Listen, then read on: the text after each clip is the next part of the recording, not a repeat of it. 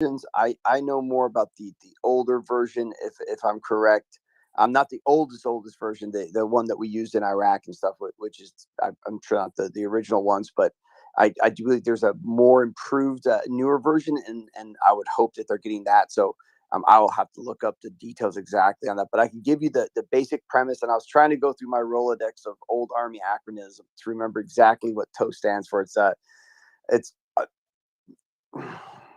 but either way, I'll remember it. But the idea behind the TOW missile, it's a wire guided, optically tracked, anti tank or anti bunker, best used anti vehicle, anti anything big, that can be shot from the Bradley. What's nice about the Bradley is that the Bradley, it carries two of them loaded at all times.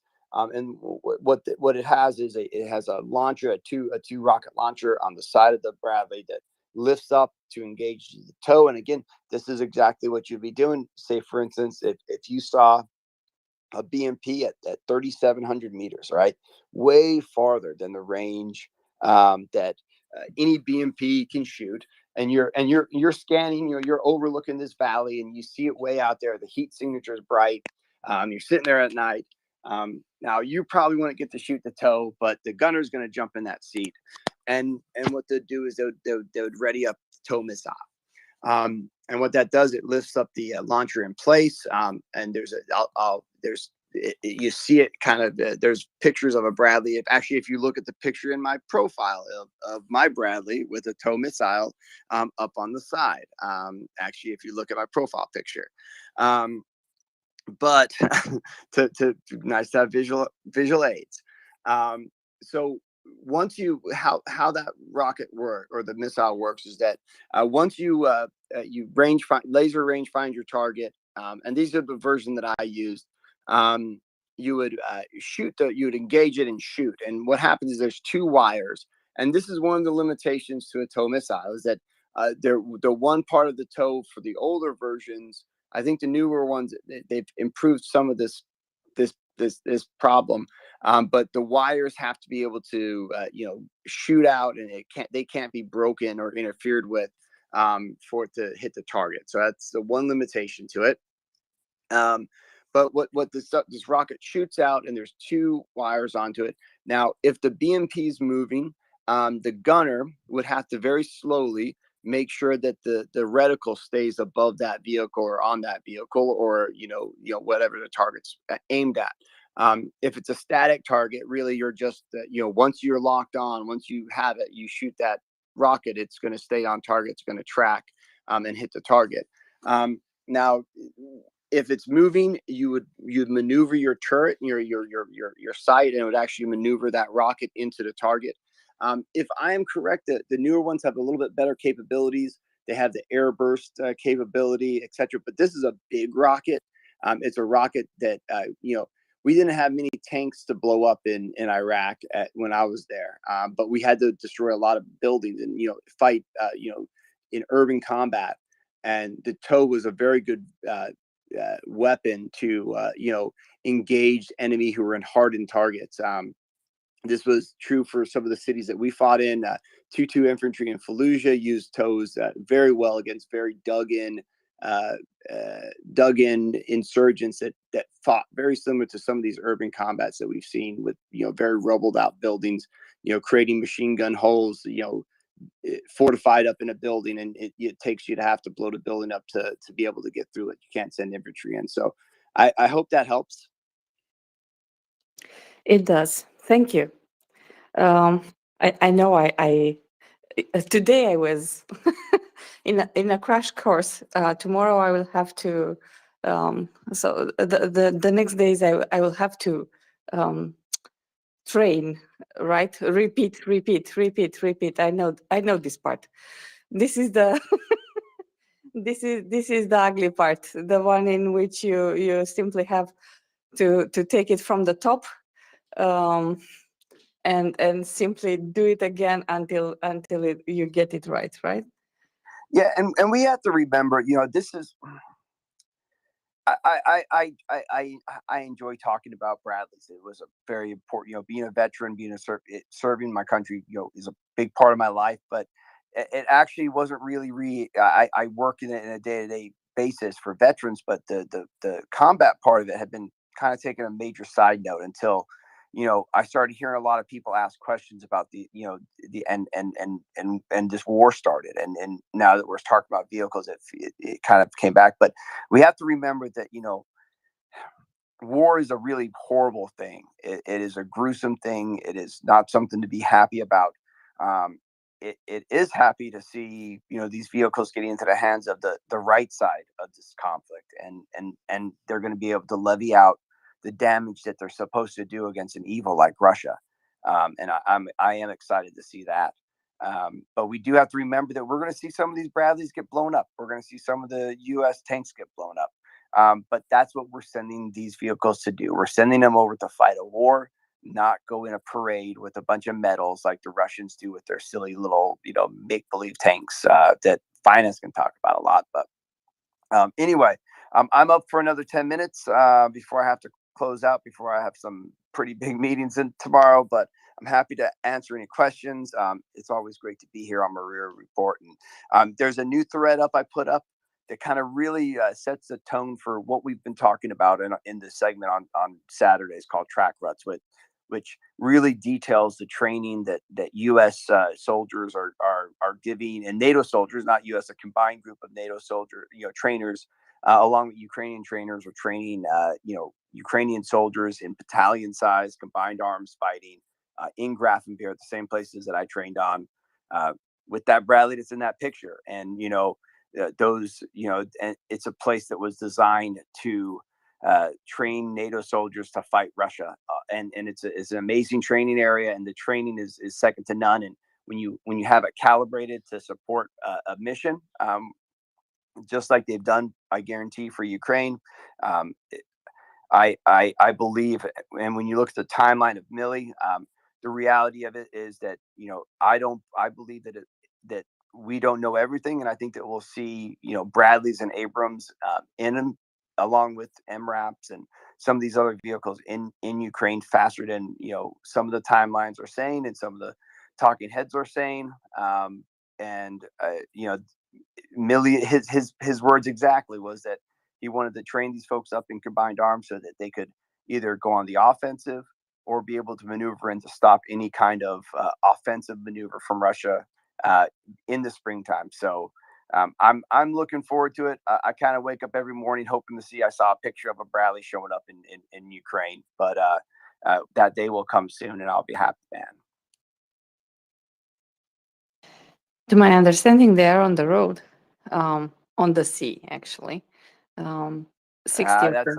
I don't believe anything. I wouldn't believe anything we're seeing about where these Bradleys are or anything like that. There's some show ponies out there, but I think we're seeing, I think we're going to see the level that we saw going into D-Day when it comes to the OPSEC and the shell game that's going to be played over the next few weeks, as a lot of this aid that we've named thousands of pieces of equipment gets into the country, in the next couple of weeks. And to be fair, to be completely fair, I have to say this. It's fun that we see them. For example, we saw the leopard, the first leopard deployed in Poland. And we saw some Bradleys loaded in a ship, but we don't want to. If we see them, right, the Russians will too. So basically, we have to remember they cannot fly straight to Ukraine. They cannot be unloaded straight to Ukraine, because they can't. And Russia is still there with caliber missiles and submarines, for example, and stuff. So yeah, we need to be mindful of that, and to even if we see them, we need to kind of release the videos after after they are in place, right? Basically, this is the gist of it. After they arrive in Ukraine, we can release any video about them, basically. I want to see them going boom. I want to see the boom part. Oh man, you have no idea, finance. You have no idea. I'm And just a simple I'll man. share- I want to see stuff going boom that's being shot at Russians. I'm a simple man. I have simple goals and desires in this life. That's what I want. Finance. You know what I actually came up originally to talk about was the talk of the possibility of the Russia collapse and everything, is that we hadn't got to see a big butt kicking by the Russians or for in the last few weeks. And over the last 2 days, I've seen, over 2 companies worth of fighting vehicles and tanks destroyed in open fields trying to go on the offensive. And when I look at the terrain and I look at, knowing how combined arms has to work, when you think about the original offensive and how badly Russia did, and now you think about how far advanced the Ukrainian, the advances we've had in the last 11 months when it comes to Ukraine, when it comes to the ability to have precision fires. And yes, there's always going to be a problem with the number, but the reality of it, they're going to be able to do things, and they're going to be able to mass forces to be able to react at the key parts, and not just forces, but fires, in a way that Russia has never seen before and has never faced on the battlefield. And that's what I'm really excited. I'm really excited to see that. And any kind of these actions will come down to that, whether it's stopping an offensive from Russia, or when they go on the offensive. We still haven't seen. We saw it a little bit in Kherson, but even since Kherson, the level of equipment and I think the level of technology that's being created every minute in places like Ukraine, like literally they're building their own missiles and stuff that are now accurate. And the continued pressure of folks like us, and what I'm going to be doing part of my day tomorrow, talking to a few folks that have big titles here in DC about making sure that we get ATACMS, which to me is the next big thing that we have to get there on our wish list. But anyway, I've talked a bunch. Sorry, I'll shut up and let if you have any questions about Bradley's. I'm sorry I rambled on a bit, finance. If you have any questions on the ATACMS or any of the numbers or what you're looking at, you're welcome to PM me. If you need some supporting fires for those kind of meetings, I am happy to see what I can provide on the back end as well. That this is actually an offer that I have been taken up with by at least one lobbyist from this space. I will be doing that. Like the goal here, I literally volunteer lots of my time on this space trying to help Ukraine. And if my actual analytical ability can be useful or helpful to try and get Ukraine what they need to win this war, that would be great. As I recently say a lot on air, my goal is to get off the air, right? I want Ukrainian victory. Yeah. So we talk about this war every night. You're so correct. And a lot of this, again, like I think when I started to put the ideas together, trying to put together this combined arm conversation about all the different vehicles that we've been doing every Saturday, it really started, last year when I was doing a lot of work, I work on the Hill once in a while, and there's a lot of folks in DC that are, every day they're going to work on their normal jobs. But before the NDA got passed, and when there was, trepidation, every single lobbyist I knew that had any type of military tie or had a tie to democracy had 2 badges on. They were doing whatever they were in their normal job was.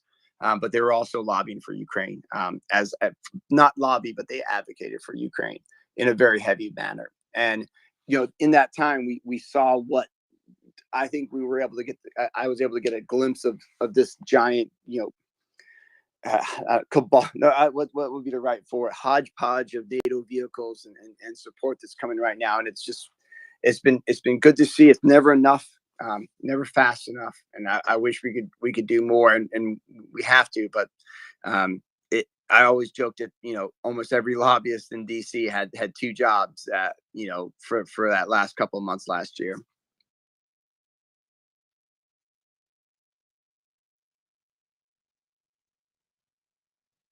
No, that's great to hear. Look, glad Ukraine is finally starting to get, the level of equipment it needs, to win this thing.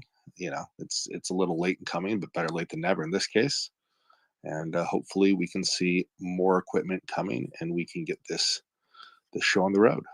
And let's get all this stuff where it needs to be, which is in Ukrainian hands, so that they can get where they need to go, which is past Crimea and into and get all their land and people back and rescued. Right. This is where Russia goes, tragedy follows, and that needs to stop.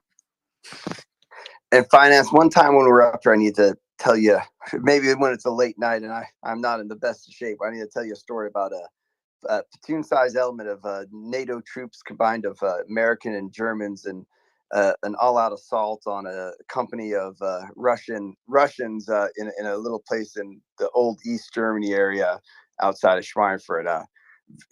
It ended in a victory for the NATO forces. I will just say that.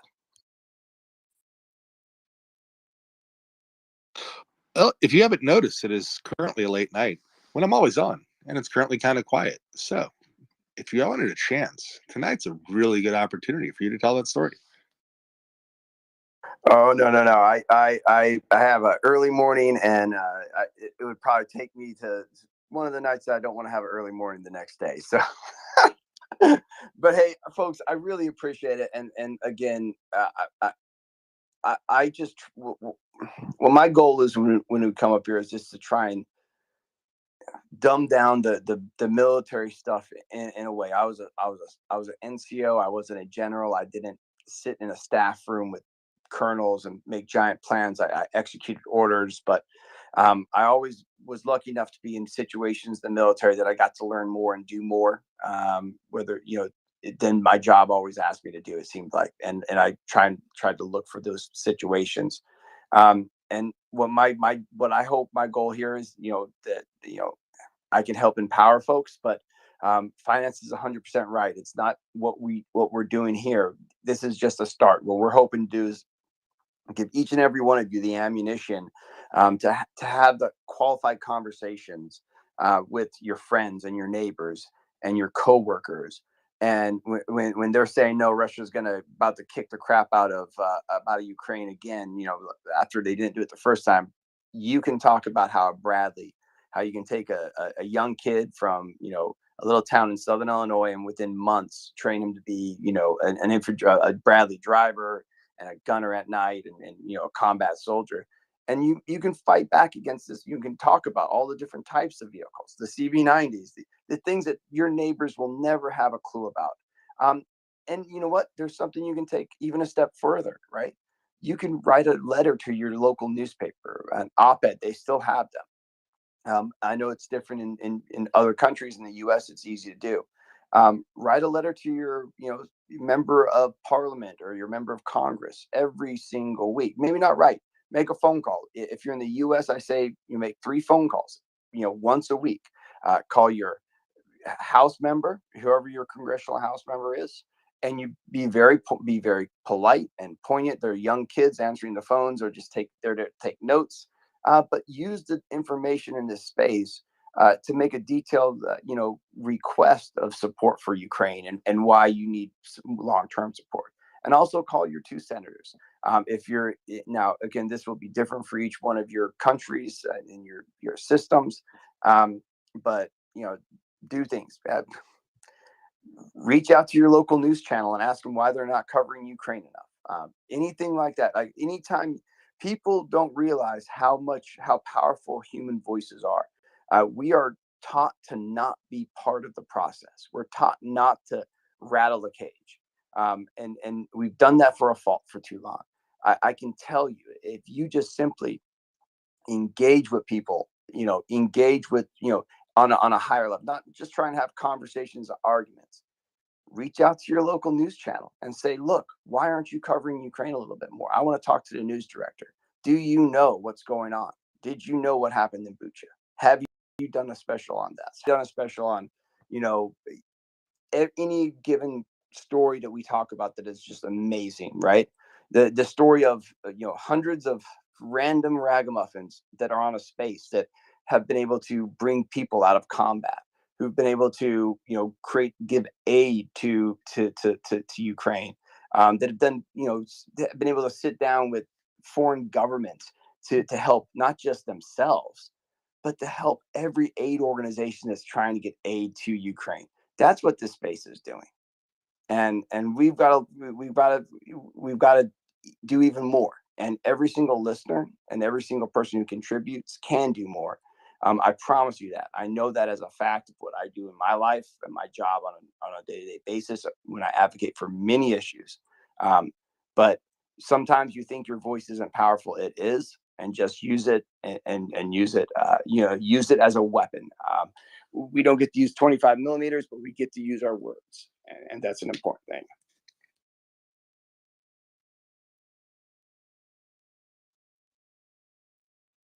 Actually, that's why we are here, right? I think you just call us ragamuffins. Sorry? Muffins? I'm sorry, that was something my grandma used to call all the kids, But hey, this is a big family. Hey, I do have to drop down now. Well, I would love some muffins. I only have coffee and some biscuits, so muffins sounds good. Or donuts. I don't know. For the last 3 days, I butcher words. I don't know what's happening with me. So yeah, basically, when the war started, I followed it. I wasn't here in the space because I wasn't on Twitter too much. I create Twitter in 2011 when the Fukushima nuclear plant exploded. I wanted to know more about it and to know what's not in the news. So that's when I started with Twitter. It was really hard to. I didn't figure out how to set up notifications. I had a long feed. Too much information. It was crazy, and I basically didn't have friends in Romania. We don't use it too much, so it was really awkward. But I came back on Twitter when I realized something is brewing and the war is about to start. And it was really odd to receive on my watch the fact that the tanks crossed the border at 5:20, something like that. I received the first notifications that the Russians invaded, and that was crazy. It's crazy what technology can bring, right? And after that, I started to see this is actually what committed me to this.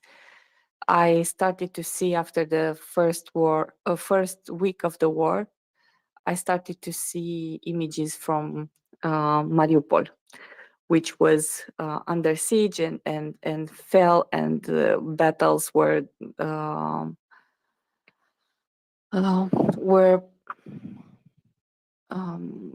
taking place in it. And there were a lot of footage and images that came from Mariupol at that time, at least from the accounts I was following in that period. And I think I found the space like 4 weeks in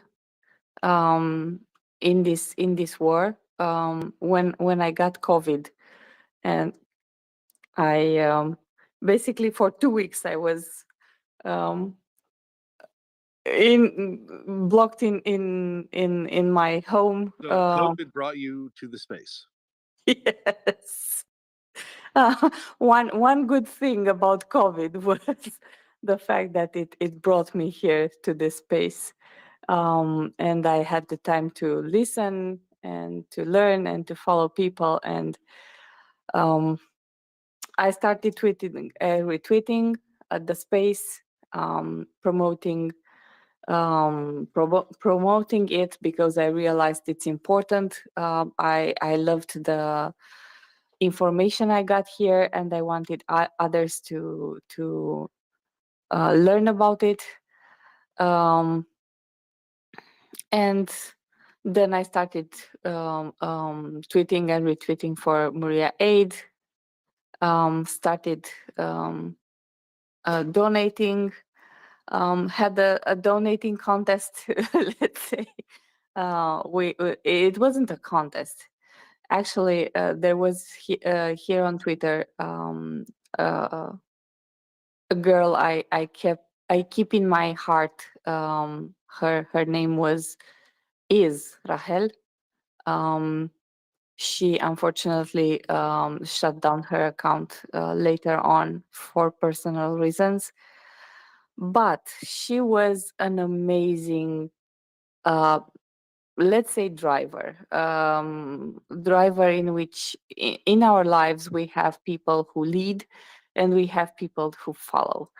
And I'm not necessarily a leader. Let's put it this way. I admit that I'm a good second hand. Let's put it this way. I'm efficient and a good second hand. I'm not a good leader. So I let her lead, and she was an inspiration to me. And she was always bright and always hopeful, and that gave me hope that all is not lost. Basically, this is why I'm here, because following her example, I refuse to believe that everything is lost. Right? It's not yet. The fat lady didn't sing. So we still have time, right? So yeah. All right. Enough with my 1-year-old stories. We have here Robert Goodfella, which is living proudly, or living a parody. Which one of them is it, Robert? It is living parody, and it is according to the fact that apparently, all of us fellas are parody accounts according to our new emperor.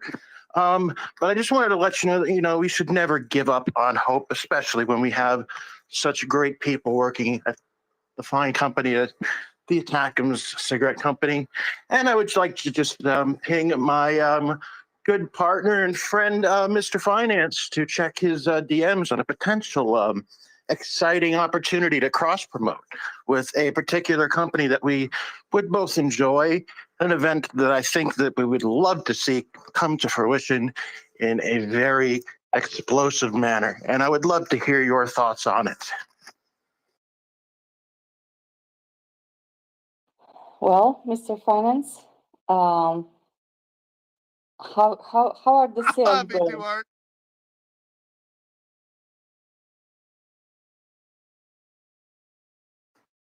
Well, while my partner is currently exploring business opportunities, I would like to remind all of you that I am the more shaky version voice fellow of the Attackham's brand cigarette company, which is why Attackham's is usually fired by people with more sure hands and people with better speaking voices who have more confidence.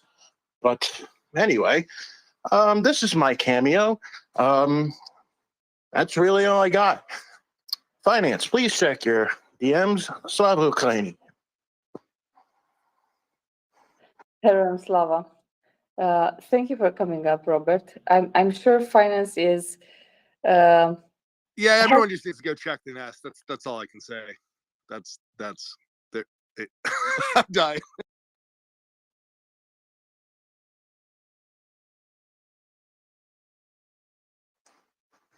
Thank you very much, and I do believe that it will be a very successful campaign.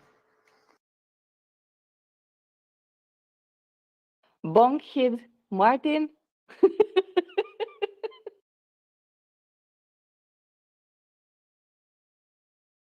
So we will have Saint Valentine's party with Bonkhid Martin at Rammstein 9th edition. Love is in the air. Sponsored by sponsored by your one and only here present with a booming voice, the promoter of Atacam's cigarette brand. Big, our top seller, actually. Official spokesman of the Atacam's brand cigarette brand. Yes.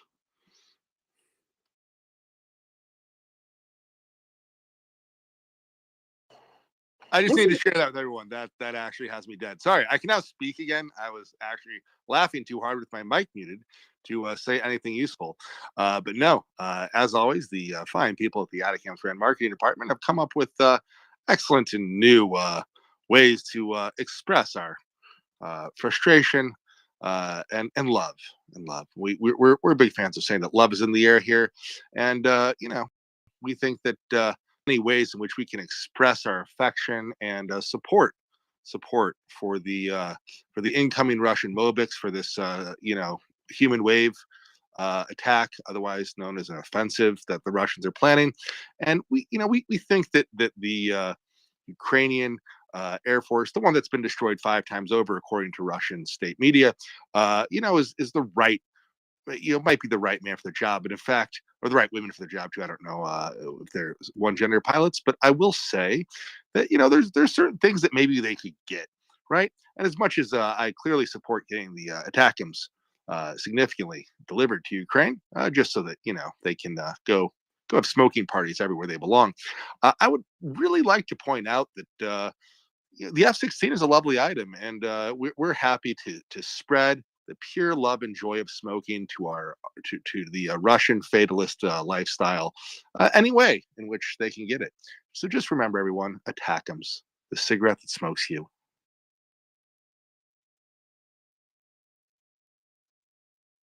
You crack me up every time you promote ATACMS. I swear to God. So it's hilarious. Thank you very much. You have heard it here at MriyaReport. You can come up and speak. You can come up and ask. We have finance here, which actually can answer any question on economy that you can think of, and probably more. So, and we've had a few questions that I could not answer that have been asked in the last couple weeks. And good questions, not BS questions. Every once in a while, someone comes up with one that's actually a great question that I do not know about. Especially if it's around certain kinds of like physical energy, because I come out of the paper finance world. So certain physical energy questions are beyond my scope of knowledge. And so I think there was a question about Dubai that was a bit outside. And I was tired, where I would have realized that the answer was a bunch of Russians moved to Dubai, and that's why their property prices are really high. Anyways, Will has joined the party. Rejoined the party.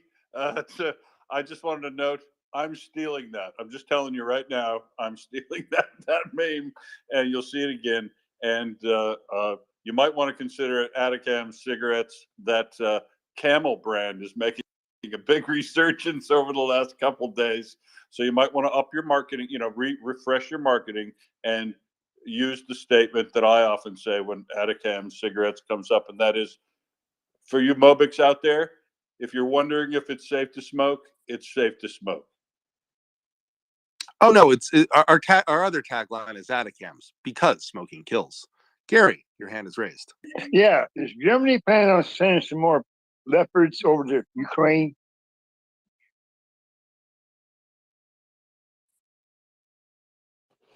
So Gary, your question is if more of them arrived? Well, yes. Will Germany send some more leopards over to Ukraine? So let's put it this way. There are some promises for the leopards. So there is a list of countries which actually promised leopards. Among them, the last one is the Czech Republic, right? The Czechs have a lot of things to Ukraine. Canadians are sending leopards. The first one actually arrived in Poland, and will get by train probably in Ukraine. In total, what we managed to, so I will shamelessly plug what Domen explained to me, because I trust his calculations. So there are 80 leopards to come. Two variants of them, 40 from 2A6, if I remember correctly, and 40 2A4s. From them, so in this 40 and 40, one of them is that a 2A4, which is shipped from Canada. Actually, it's funny because we say shipped because it's flown over, but regardless. Apart from that, there is the promise of 31 Abrams and 14 Challengers. So this is what we have until now, like promise to come to Ukraine.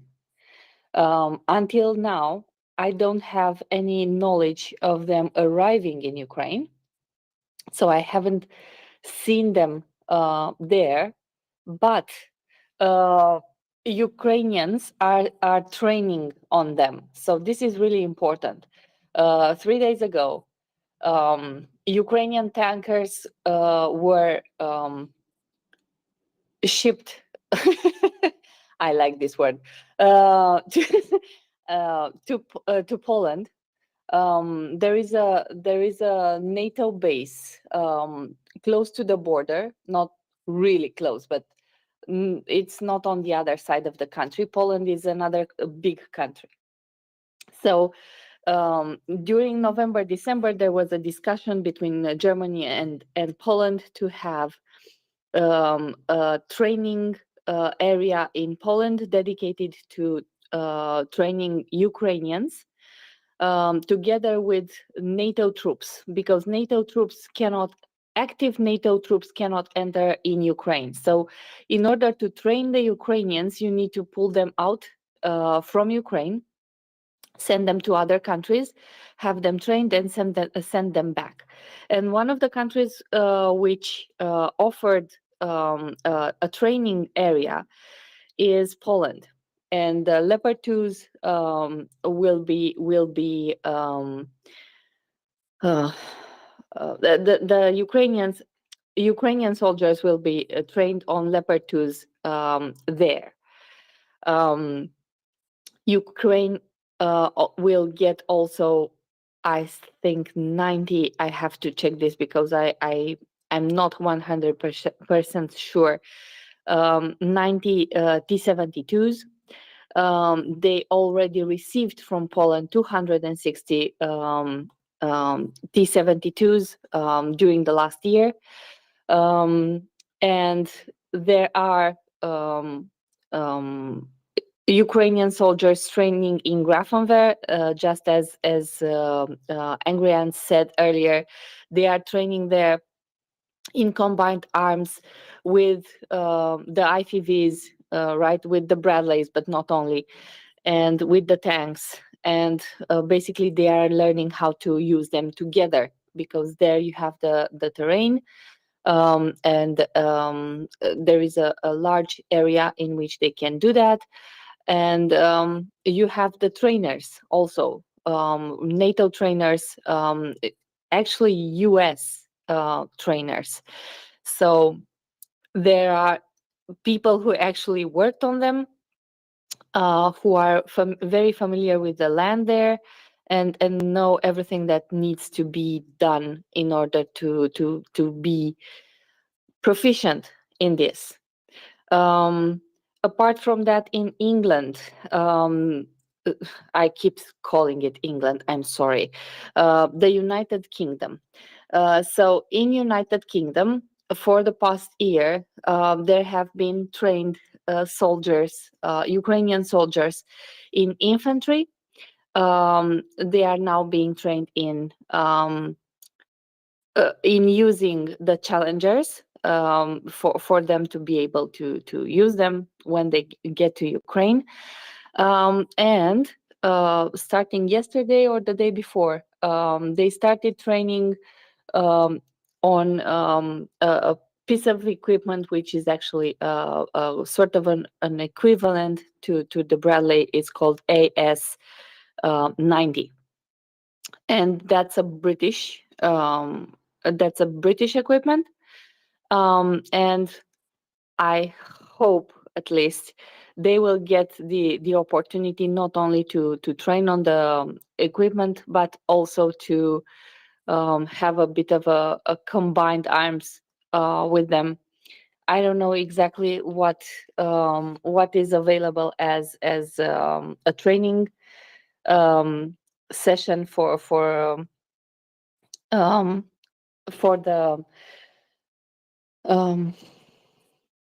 the Ukrainians there. What I know is that the Brits have really good and a lot of training areas on various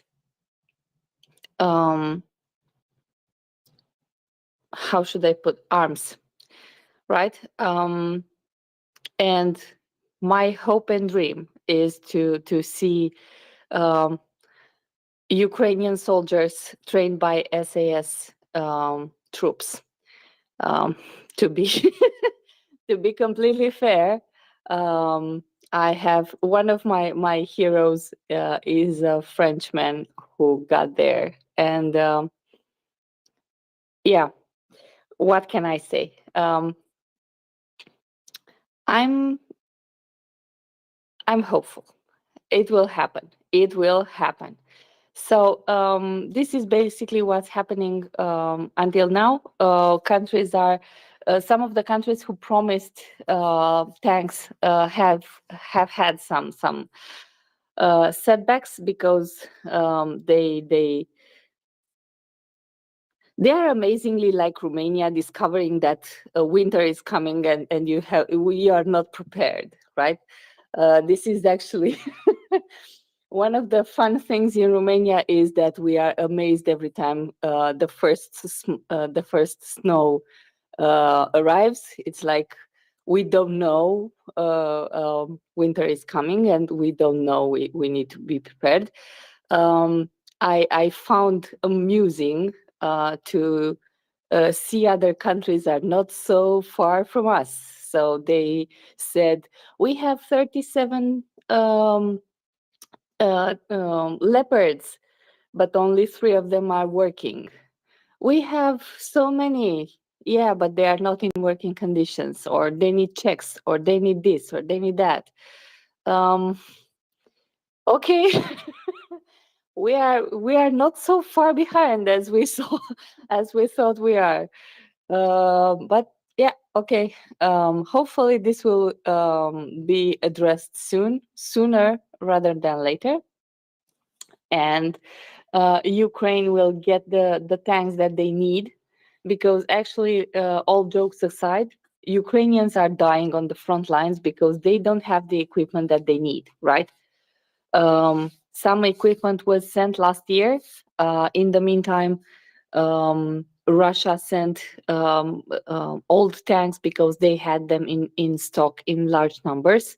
And even if 1 out of 10 tanks was working, there are still large amounts of them arriving in Ukraine.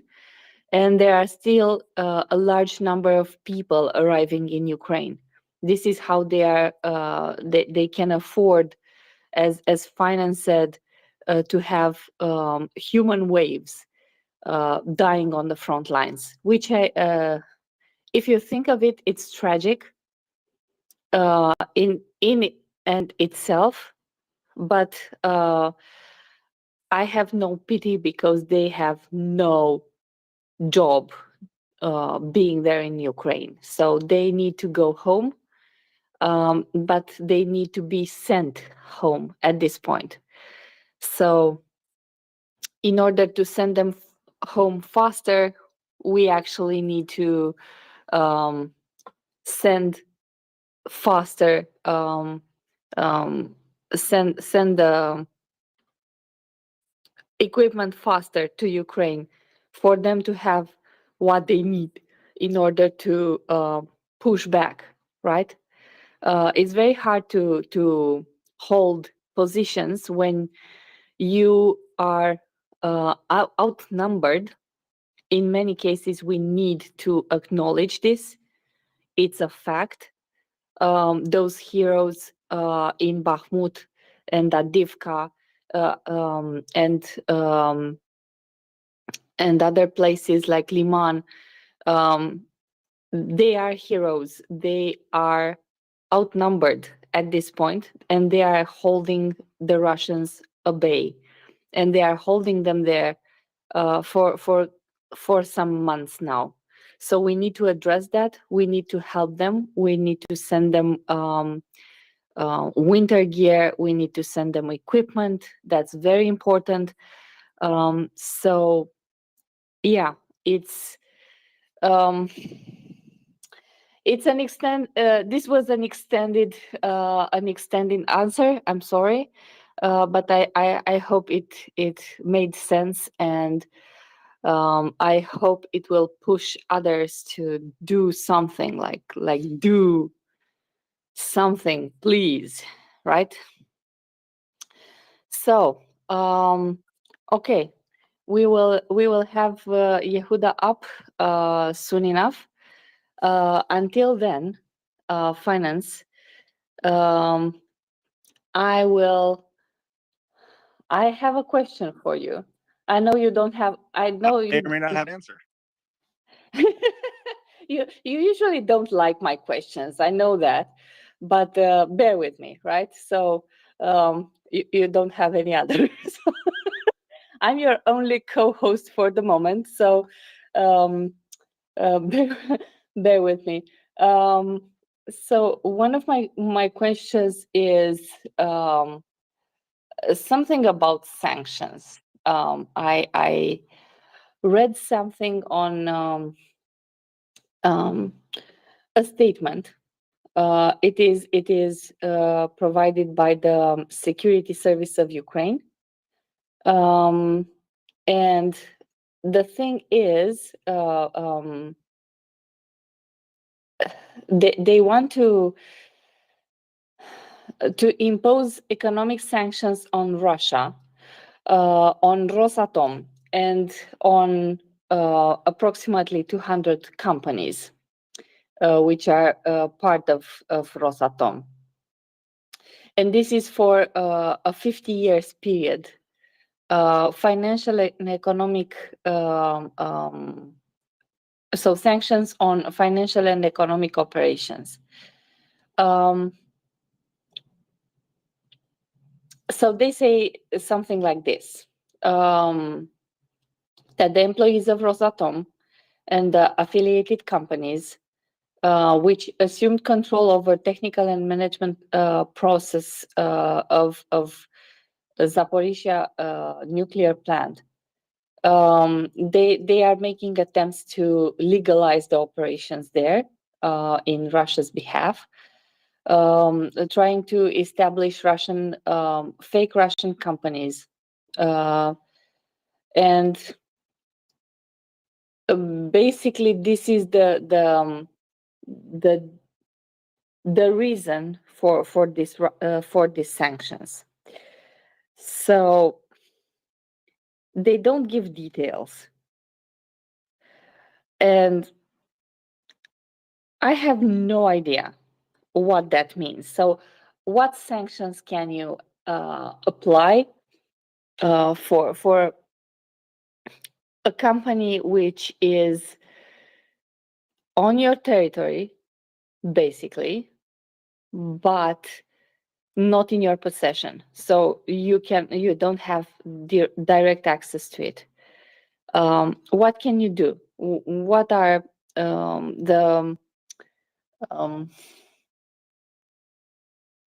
leverages that a state can have in this circumstance? Does my question make sense? I mean, so one, the fact that first off, I don't know what a fake Russian company is. Russia clearly organizes their companies, politely put, differently than a normal Western country might. So, I would say that might be a real Russian company, and I'm not meaning that just to be pedantic, but the fact that Rosatom itself is like 120 different companies, legally speaking, right? Like that's a sign of a legal entity in Russia is a difference in kind to what we think of here in the West, right? And that really Rosatom is when you look at the whole structure together, it is one company that controls their entire nuclear energy portfolio. So one, I would say that in some ways, a better way of thinking or explaining that would be they're real Russian companies. Like that's the real thing for what Russia defines a company to be.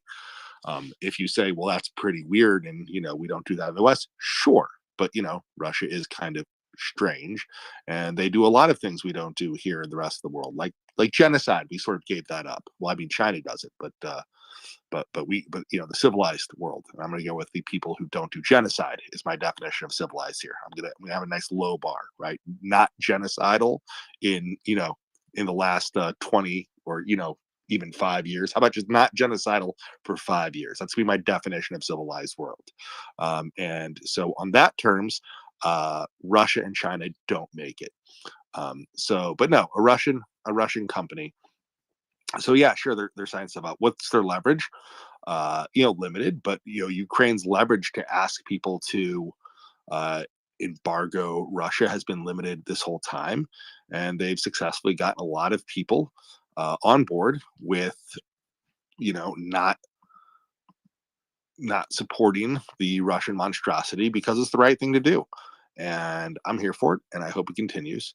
And if you look at it as a pure leverage thing, then they don't have any, right? Like at the end of the day, if people want to buy from Russia, they can. Ukraine itself doesn't have the leverage. That said, clearly Ukraine has friends that have leverage. Us in the U.S., Western European nations. There's a lot more countries that have a whole lot more economic leverage that could try to do something to embargo Rosatom.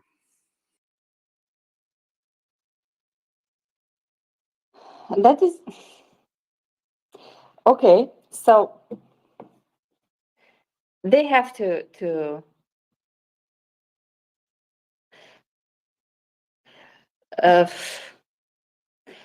how should I put this? If they are not in the middle of the country, but they are on Ukrainian territory. Zaporizhia is Ukrainian territory, contested, but Ukrainian territory. The power lines are Ukrainians, right? could they put them down? So So in this, Russia, as far as say Zaporizhia goes, has disconnected it from Ukraine, has disconnected the Ukrainian side power lines and connected it up to Russia, just because of things like this. So yes, they can disconnect them from Ukrainian, anything that goes through Ukraine, and they might have some leeway for anything that's say gas infrastructure that goes through Ukraine. For a while, that was still being allowed to operate for reasons that I I could sort of explain, but I don't fully understand slash agree with enough to. If you ask me why too wholeheartedly, I can't answer your question because I don't get it. Um, so but the short version, I've now rambled slightly on this topic, is yeah, they don't have a lot of leverage and they're not shipping that gas to Ukraine, which, as you correctly pointed out, is something that the Ukrainians could take some action on. for the moment, I saw an article that said Ukraine will started importing gas through Moldova. So one of the things that both Moldova and Ukraine were strained.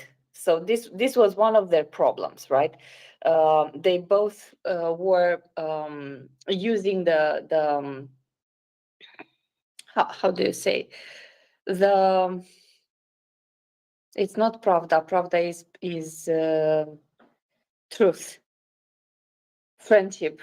The friendship it completely escapes my mind. The friendship pipeline for the gas. Therefore, Ukraine was kind of dependent. Druzhba. The name is Druzhba. So Ukraine was kind of depending on the gas from Russia, and so did Moldova. And actually, on the entire year, one thing that Ukraine really tried to do was to seek different ways of procuring both electricity and gas. And in September, our Romanian Ministry of Foreign Affairs had a meeting with the Moldovan Ministry of Foreign Affairs, Nicu Popescu, and with I think the Ministry of Infrastructure in Ukraine. And basically, what they tried to do was a trilateral agreement between our countries for to be able to exchange faster and in better conditions gas and electricity.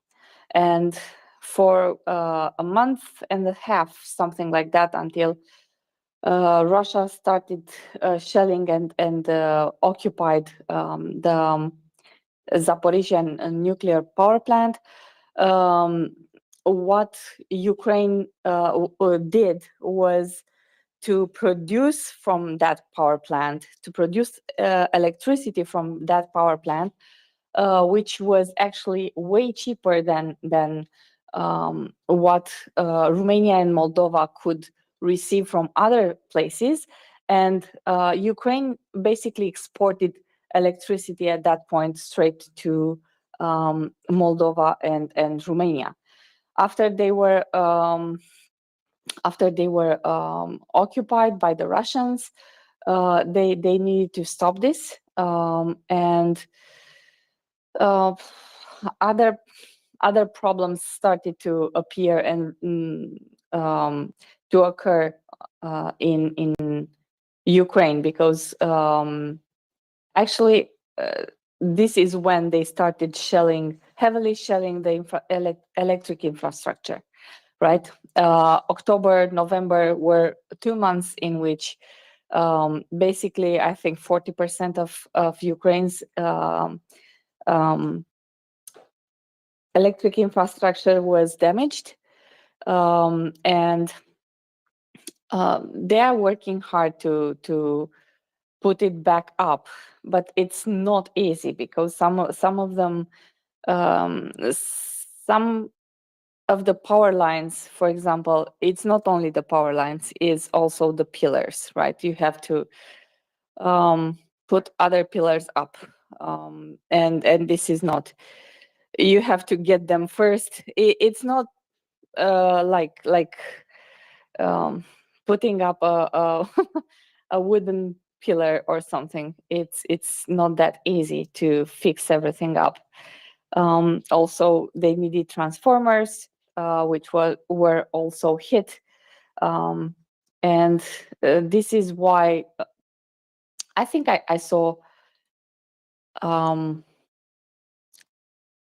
number of the generators sent to Ukraine. It was like 500,000, so that's 500,000 generators on very so from small to large, just as a number, in order to help Ukraine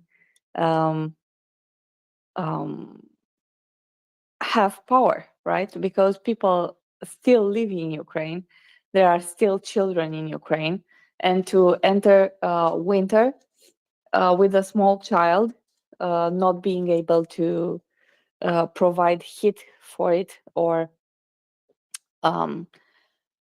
warm food, it's a struggle. So yeah, basically this is Without light or without you.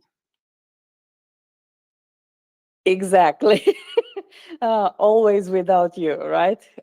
It doesn't matter what they do. It's I liked that one. Actually, I have to say this finance. I'm not big with with speeches. I'm not because in my country a lot of people were very good at speaking and promising and not doing what they promised. But I liked two things, two short, very short speeches of President Zelensky. When he said, I want ammunition, not a ride. Yeah, that one. And this one without you, basically without Russia, even if without heat or without light. Yeah, that's a commitment, and I how do you say this? It's not appreciation, it's above that. Yeah. All right. I sent you two articles actually, to see in the meantime for you to see what I'm talking about here. Our friend Curry came up, and I think I've seen him before, and I can't remember. Wanted to know if he had anything to add to the conversation while I go look these articles up. Yes, I'm here. Thank you very much. I first of all, I want to say I appreciate all of the. I'm a retired gentleman in northern Minnesota, Finnish American heritage. Some of my Finnish relatives fought in the wars and when Russia during 1939 and to the 40s and so on. I was thinking what I was thinking about, and what I wanted to say was thinking about some of my neighbors here, not only in my home state of Minnesota, but throughout the country, we often say, what can we do? Obviously, we can contribute. We can share here on MriyaReport. We can donate our funds and our time and our effort. And I want to say, coming from Minnesota, I want to say I'm rather proud of some of the larger medical centers here in the state who have brought Ukrainian people who have lost limbs and are doing their part to rehabilitate and provide prosthetics to those who have been so severely injured. On a realistic level, I'm just one citizen here, and we obviously can communicate with our not only our state legislature body, but I live in a district which is represented with a fellow who belongs to the Republican Party. I have nothing against the man per se, but the fact of the matter is, we have a responsibility. We have an opportunity in my country, and I would guess I would include the rest of Western Europe, our friends in Canada, where you get to make your voice heard. And so, yes, we can contribute to MriyaReport or other good bodies that are helping the Ukrainian people. But what is most important, especially when we're talking about some of the weapon systems and other things that sometimes maybe some of our representatives or maybe even our president are kind of, I wouldn't say hedging, but have to make a decision on, you can call up to the presidential hotline at the White House and make your voices heard. You can write an email with your local representatives, call them, tell them that, I mean, I live in a red district right now. He's not my party.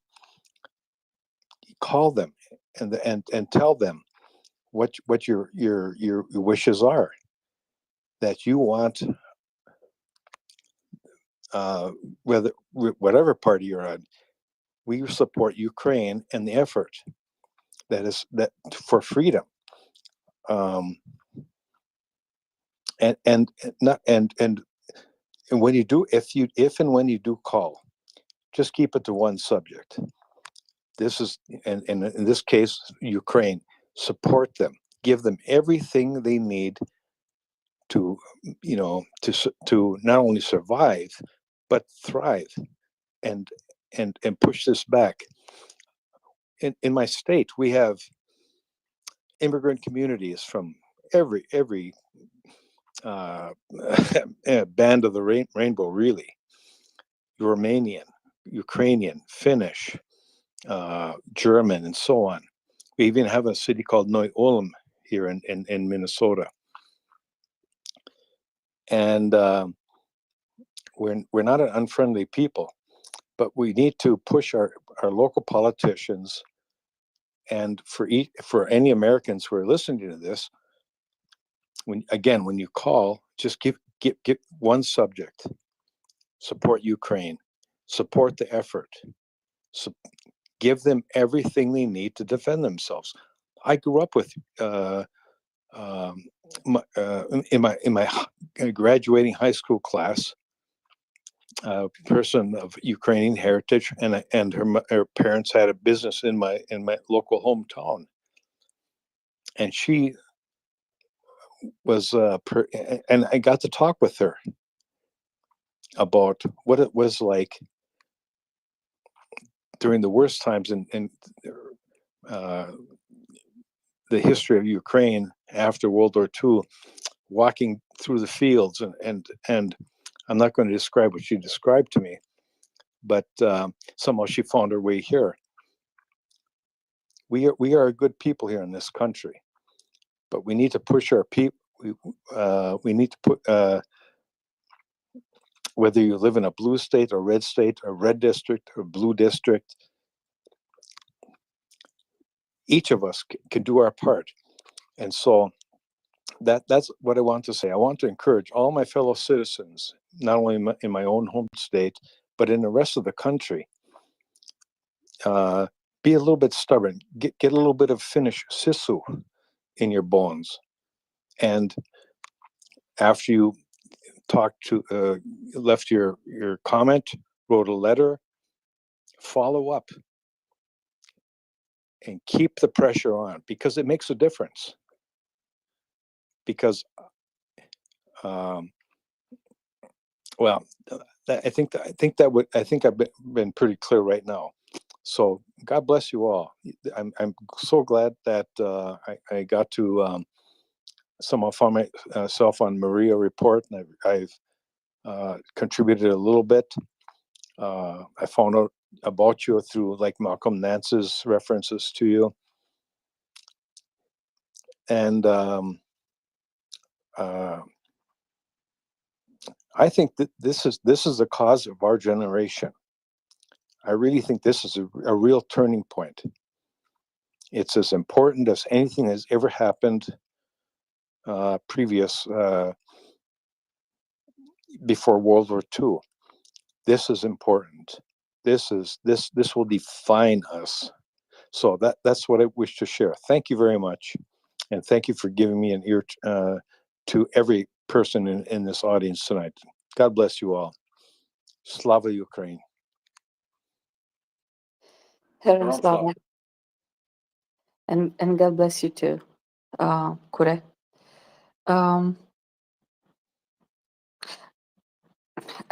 I think you're totally correct. In the end, the representative you have is for all of you. Being a democracy means that someone is not elected by 100%. 100%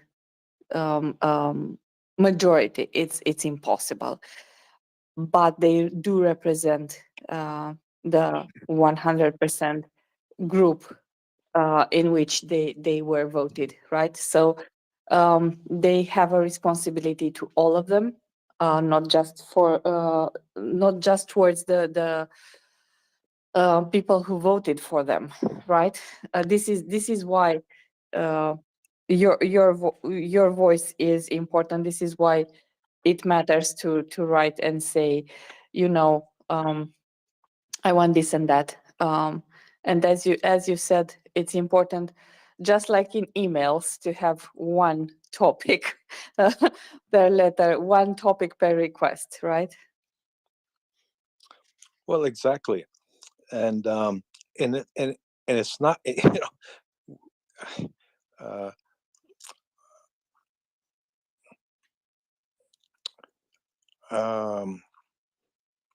I think about one of my neighbors from a neighboring town who's a couple of years younger than me, or pardon me, older than me. He was one of the first American casualties as a civilian in the early part of the war, and he was a teacher, lecturer, worked in various countries in Eastern Europe and also in Germany and so on, and was standing in a line. And when an attack happened, he was wanting to pick up supplies for his wife in the Ukraine, or with muscular dystrophy, was in a hospital. He was one of the earliest victims. And so there is a great sympathy in the northern part of my state, especially in that community. And so I do have a personal connection, although I never knew the man. That happened like last March. So this is not quite personal, but it's close to home. And so I can only imagine how much closer to home it is to each and every one, or to many of you on the MriyaReport, who have lost people. And So this is not just again, to my American listeners, get involved. Just do the smallest part that is available to us in this democracy, this representative democracy. You have a voice. Use it. And so that's all I have to say. Thank you very much. I really appreciate everything I've learned through listening to all the technical reports from so many people and military stuff, and it has been an education. And so, but I've been willing to listen to a lot of it. So God bless you all. You're doing the Lord's, as we would say, and well, you know, it sounds a little bit pious, but the Lord's work. You're doing the right thing, and this is the right cause. Let's just do our part. That's all I'm asking. Thank you. I'll quit now. Thanks. God bless you all. You're doing the wonderful things. Ciao. Ciao, Kurek. Thank you. Thank you very much. And thank you for contributing and coming up and speaking. And talking about contributing, we have a long-time contributor, owner of Malamuts, friends of Malamuts. Good morning. Good morning, and finance and Curry and everybody. Thank you for that introduction. The Malamutes are quiet at the minute, Ander, but the howling's going to start soon. Ander, do you know what? Sometimes you're like listening to this space and you're like thinking, oh, I've got this subject that I want to broach, and I'm just waiting for the right moment, you know, and you sort of you wait and it, you know, it goes off in various directions, and then all of a sudden, bam, Curry, if I've pronounced that correctly, comes on and says exactly what it is that you're thinking about. And so I just want to thank him for coming up and saying that. And let me just explain why. And so you may know that I work with a couple of Ukrainian companies. One of them is called U Control and RU Assets, and actually one of the I'm not going to go off on a tangent here, Andrew, but actually they help track companies that need to be sanctioned by identifying Russian connections, right? But I'm not going to go down that track for a minute because I want to stick on the other. I'm liking this. Please go down this track. It'll make my day. Okay, finance. Thank you. Let me come back to it, right? I will go down it, but let me just come back to it for a minute because I wanted to just talk about the relevance with what Curry said, right? So and there's a young lady to me there that you know that I mainly work with as my sort of like main connection with the company, and you know, she has been quiet for a long time. She's living in Kiev, and she has been quiet for some time, and so obviously I always worry about her, you know, when she goes quiet, because I don't like know exactly what's happening there, you know. And she popped up last night. You know, hi Chris, you know, sorry, I haven't been in touch, and that, you know, the power hasn't been good, you know, I haven't been able to communicate, you know, but I'm okay, my husband's okay, and so just wanted to, you know, like touch base with you and that, right? And I went, oh, okay, cool, great, okay, well, like at least I know you're all right. And then she said, she talked about a conversation that her and her husband had had, and to cut a long story short, and you know, they were really depressed, and they were really depressed because they had been, like sort of researching the news in other countries, and they basically got to the conclusion that the support for Ukraine was dying. That other countries didn't care anymore, and they couldn't understand, how that could be the case. And so she started off like very gently with me, but it was clear like where she was going. She was trying to understand why people in other countries are not helping them. Now obviously we know that other countries are helping them, but we're not sat in a flat in Kiev and being bombed and having no power and all the rest of it. We know, right? And so and by the way, she doesn't use Twitter. Going back to what you said, and she doesn't want to use Twitter either, and neither does her husband. And I've tried to get them up on the space and that, but they don't even use Twitter, so it's a bit of a non-starter.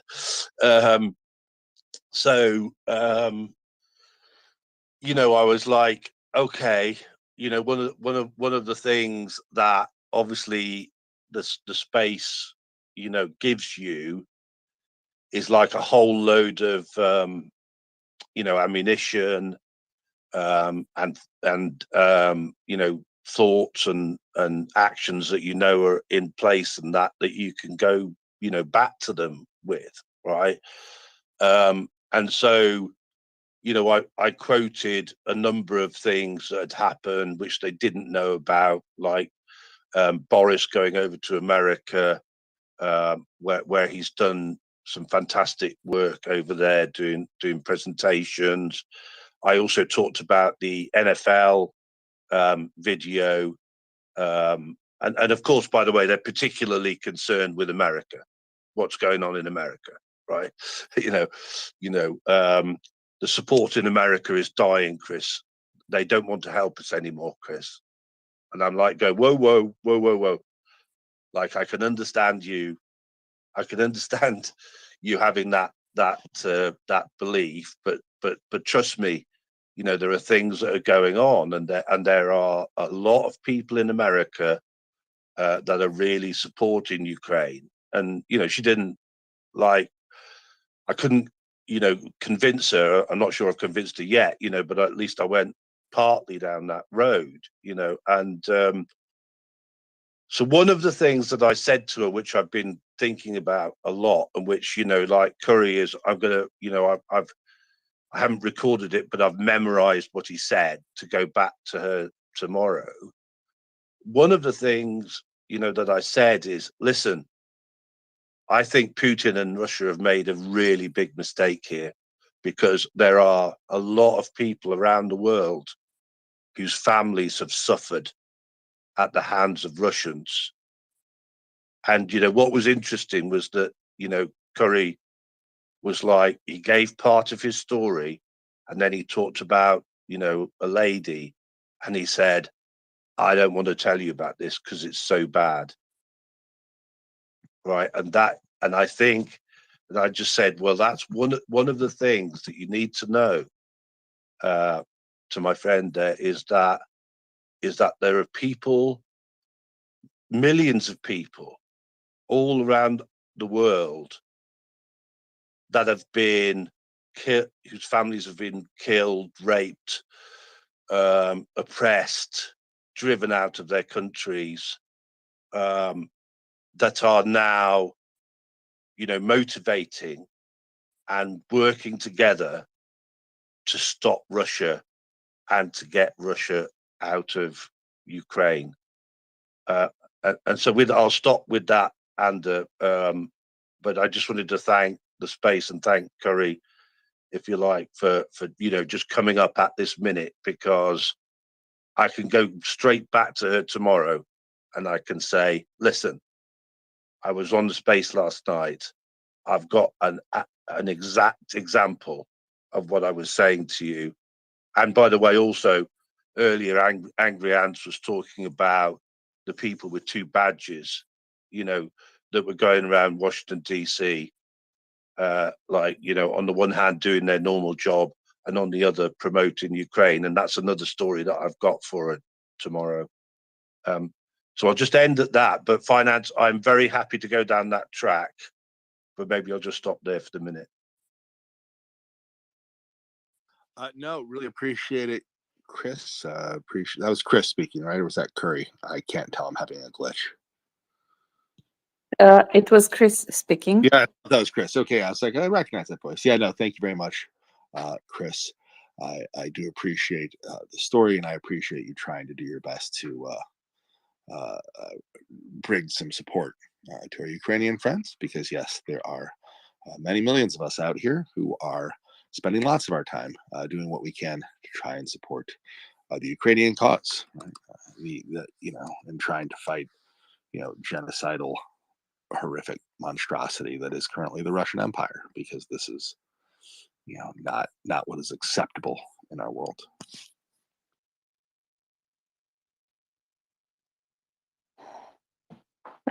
Chris, you mentioned something, and I think you got finance's attention with that. Something with tracking companies under sanctions. How does that work, or what exactly do you do? Yeah. Okay. Well, thank you, Andrew, and thank you, Finance, for the opportunity. I did actually manage to get this company and up on the space. So they had a 3.5 hour actually speaking slot, but obviously it was in UK European time. So the company that I'm talking about is a Ukrainian Kiev based company called U-Control, right? And part of the company is called RU Assets, which obviously stands for Russian assets, right? So finance will know what I mean, and you may well as well, Andrew, right? So basically, U-Control is a sort of the company I would sort of compare them to a little bit are like sort of Dun and Bradstreet type company, if you like, where so basically a company that provides you with information on other companies and everything about that company. And I don't know whether Dun and Bradstreet is the best example, but it's just one that comes to mind. For example, so here in the UK, if you wanted to investigate a company and that, you'd go to somebody like Dun and Bradstreet, and they would give you like every single bit of information that you wanted about that company. Who are the directors, who are the shareholders, what are their financials and stuff like that, right? Well, U-Control is a Ukrainian sort of version of that, put simply, right?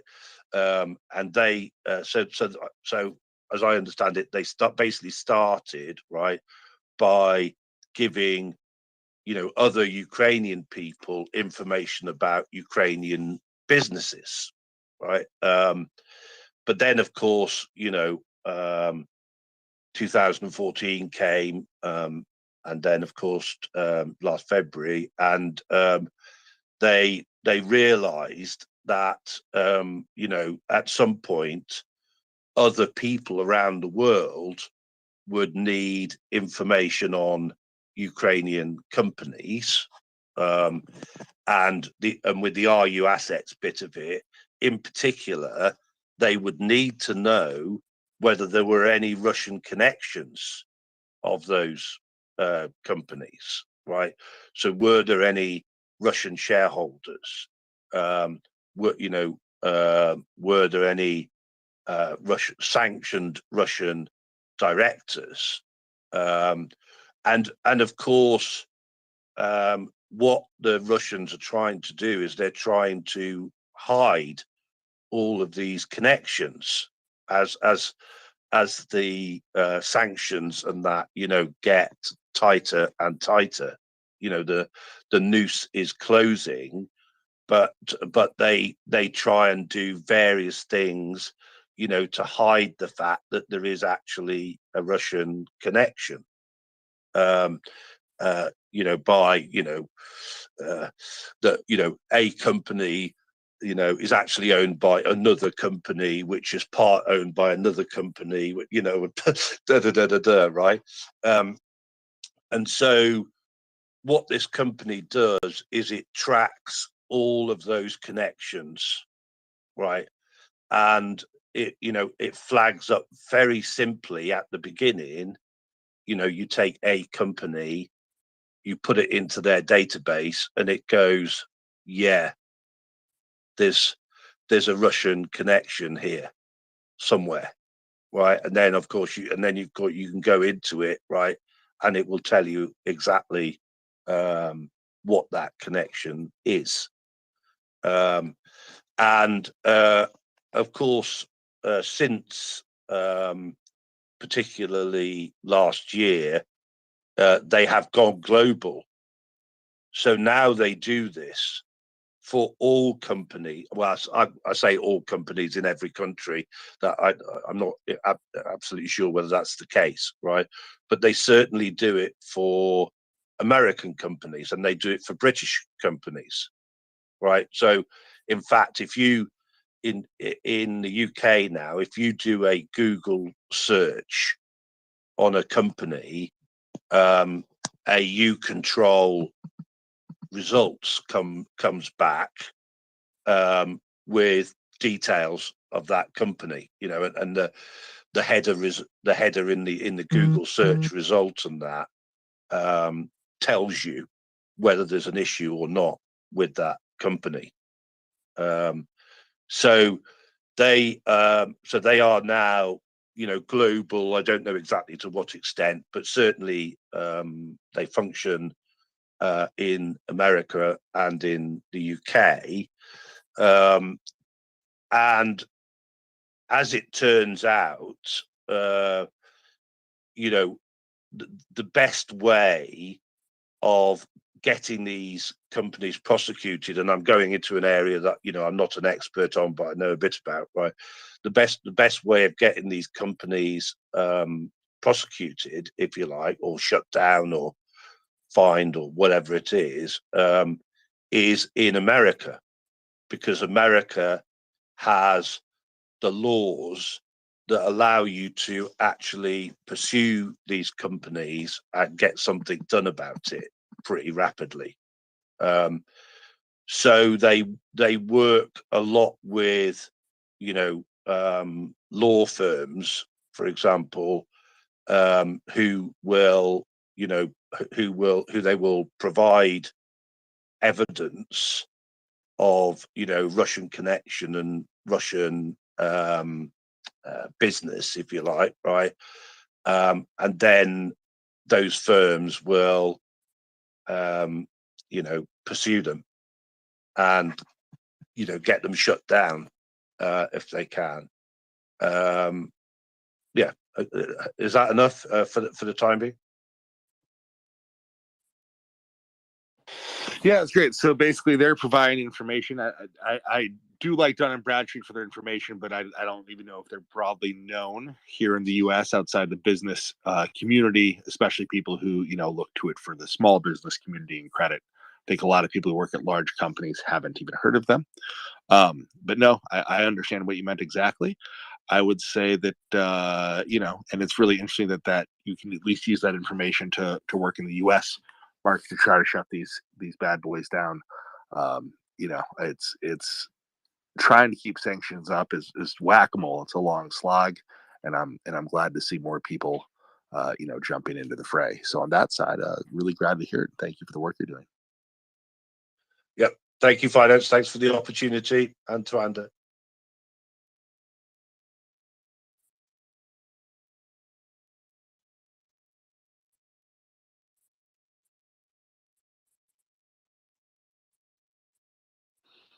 All right. It seems to be it's getting close to being midnight my time. We're not quite there. That means it is 10 minutes to, I believe, 8 a.m. Cube time. Correct me if I'm wrong, Anda. You are listening to the Maria Report, 24/7 news and discussion on Ukraine. We support Ukrainian charities, of which we have recently become one ourselves, but please do not donate to us. If you want to donate some money, we generally support the Maria Aid charity here. You can find that in the link. Maria Aid is our charity of choice. There are other great charities in Ukraine, or of course, you can donate directly to the Ukrainian government or armed services. They take donations right on their website. That said, we are here 24/7 live trying to discuss all aspects of the genocidal Russian invasion of Ukraine. And we will continue to be here until Russia finds its way to go home. And then I'm not sure what we're doing. But I'm looking forward to that. I'm going to call that a good problem to have. That said, we do appreciate all of you being here. If you would like to come up, ask a question, talk, add something to the discussion, on the bottom left of your screen is a little request button, and you are welcome to do so.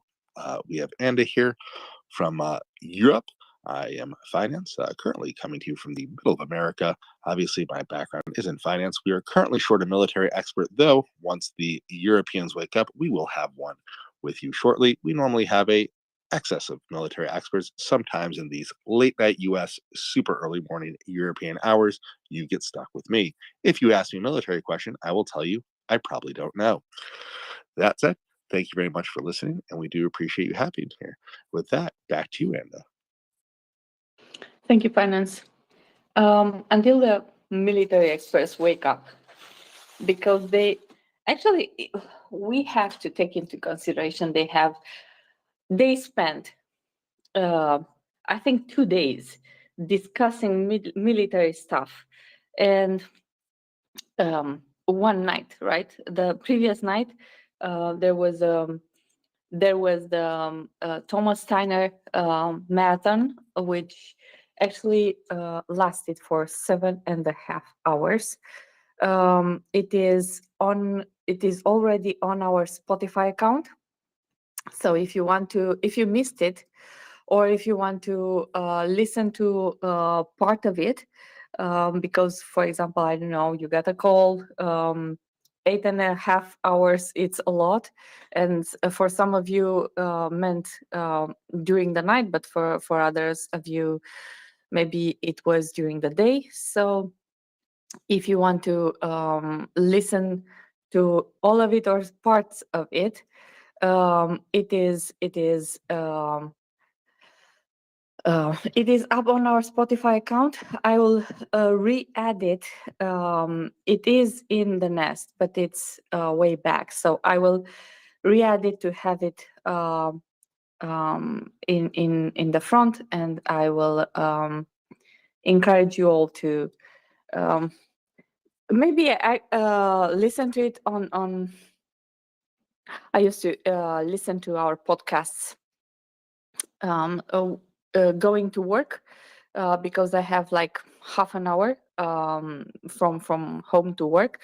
So I used to take this time to listen to the podcast and to see what I have missed, or in this case, I missed it all. So I will I will have to go back, because actually one of the great things about Thomas Steiner is the fact that he has deep insights on how things work and a very clear mind. Therefore, he usually explains why something is useful in one situation and is not useful in another. So it will be clear to us also why are we doing something or not. Why some countries are sending something, or they say, well, it's not the moment, or something like that. It's not always not the moment, but yeah. I can give you a short rundown on what happened in the last 24 hours, and then we go to Chris if Chris is not in a hurry. Chris? On you go, Anda. I'm here. No problem. All right. So on missile strikes on one side and another, what happened during the last 24 hours is that Russia conducted again a lot of strikes on Ukraine territory, namely 6 missile attacks, 24 airstrikes, and 75 attacks using MLRS. And the main areas that were targeted were Kharkiv, Donetsk, Dnipropetrovsk, and Kherson. And we have said extensively here that after they retreat from Kherson, they are shelling it mercilessly. Not only the town itself, but the outskirts of the town. In the town, there were some Russian collaborators which remained back there, and it's been a hunt, basically, right? So Ukrainians regained the city, but they need to keep it and to have it clean, because Russian assets, like Chris said, and some collaborators are betraying Ukraine, basically, right? They are giving away some of the locations, and therefore Russia is able to target and to destroy parts of it. So that's not good.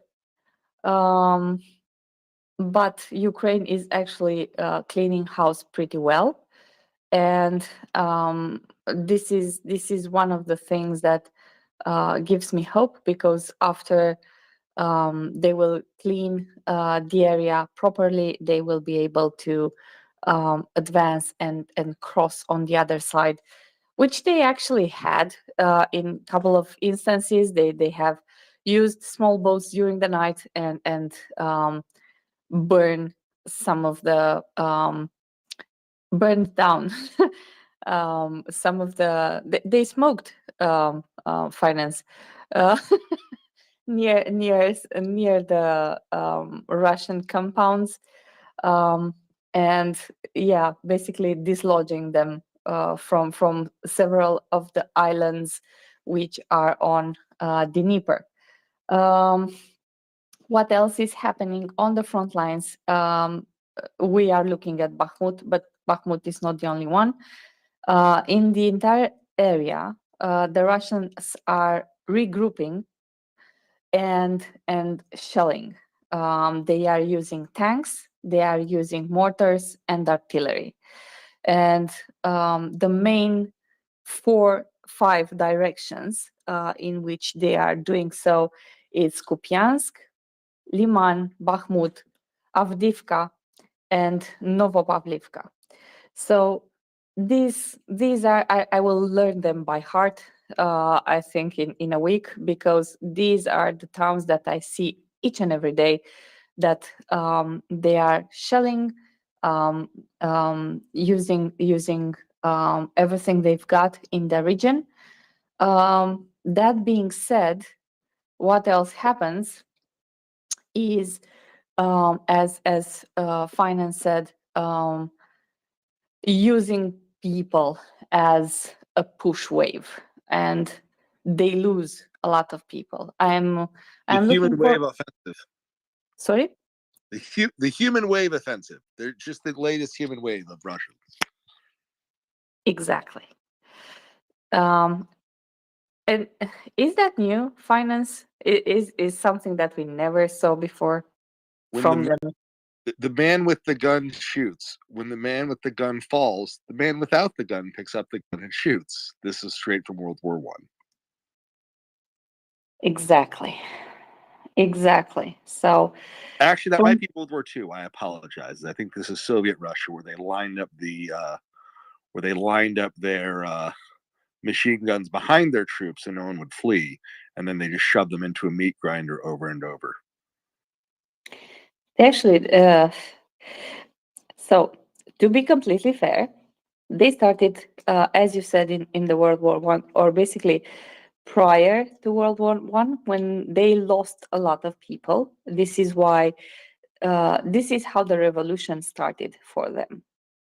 People got sick of losing people, like heavy numbers. And in the Second World War, basically, they were, the Romanian expression is, and I'm sorry for the people in the room, but this is actually the Romanian expression when you are caught with your pants down, right?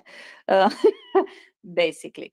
So what they did was have an understanding with Germany, with the Nazis Germany. They divided like kings, divided the Europe, ruling over other countries like they are their own, and invading Poland. And basically, Stalin didn't expect to be attacked. Therefore, he never prepared for it. One of the things that I remember my grandmother told me is that on one way, the trains were going out of Russia with iron for the German tanks, and on the other way, the German tanks were entering Russia. So this was her expression at that time. And basically, at first, they didn't had a lot of equipment to fight with. So one of the reasons they used people was they didn't have anything else. And if it wasn't for the help they received from US, we wouldn't have had a Russia today, basically. Probably a bigger Germany, we don't know. But definitely there wouldn't have been a Russia, at least a European Russia. So this is actually not new, using people as the only asset that you have. The difference back then was they were fighting on their own land, right? They were fighting back home. They were attacked.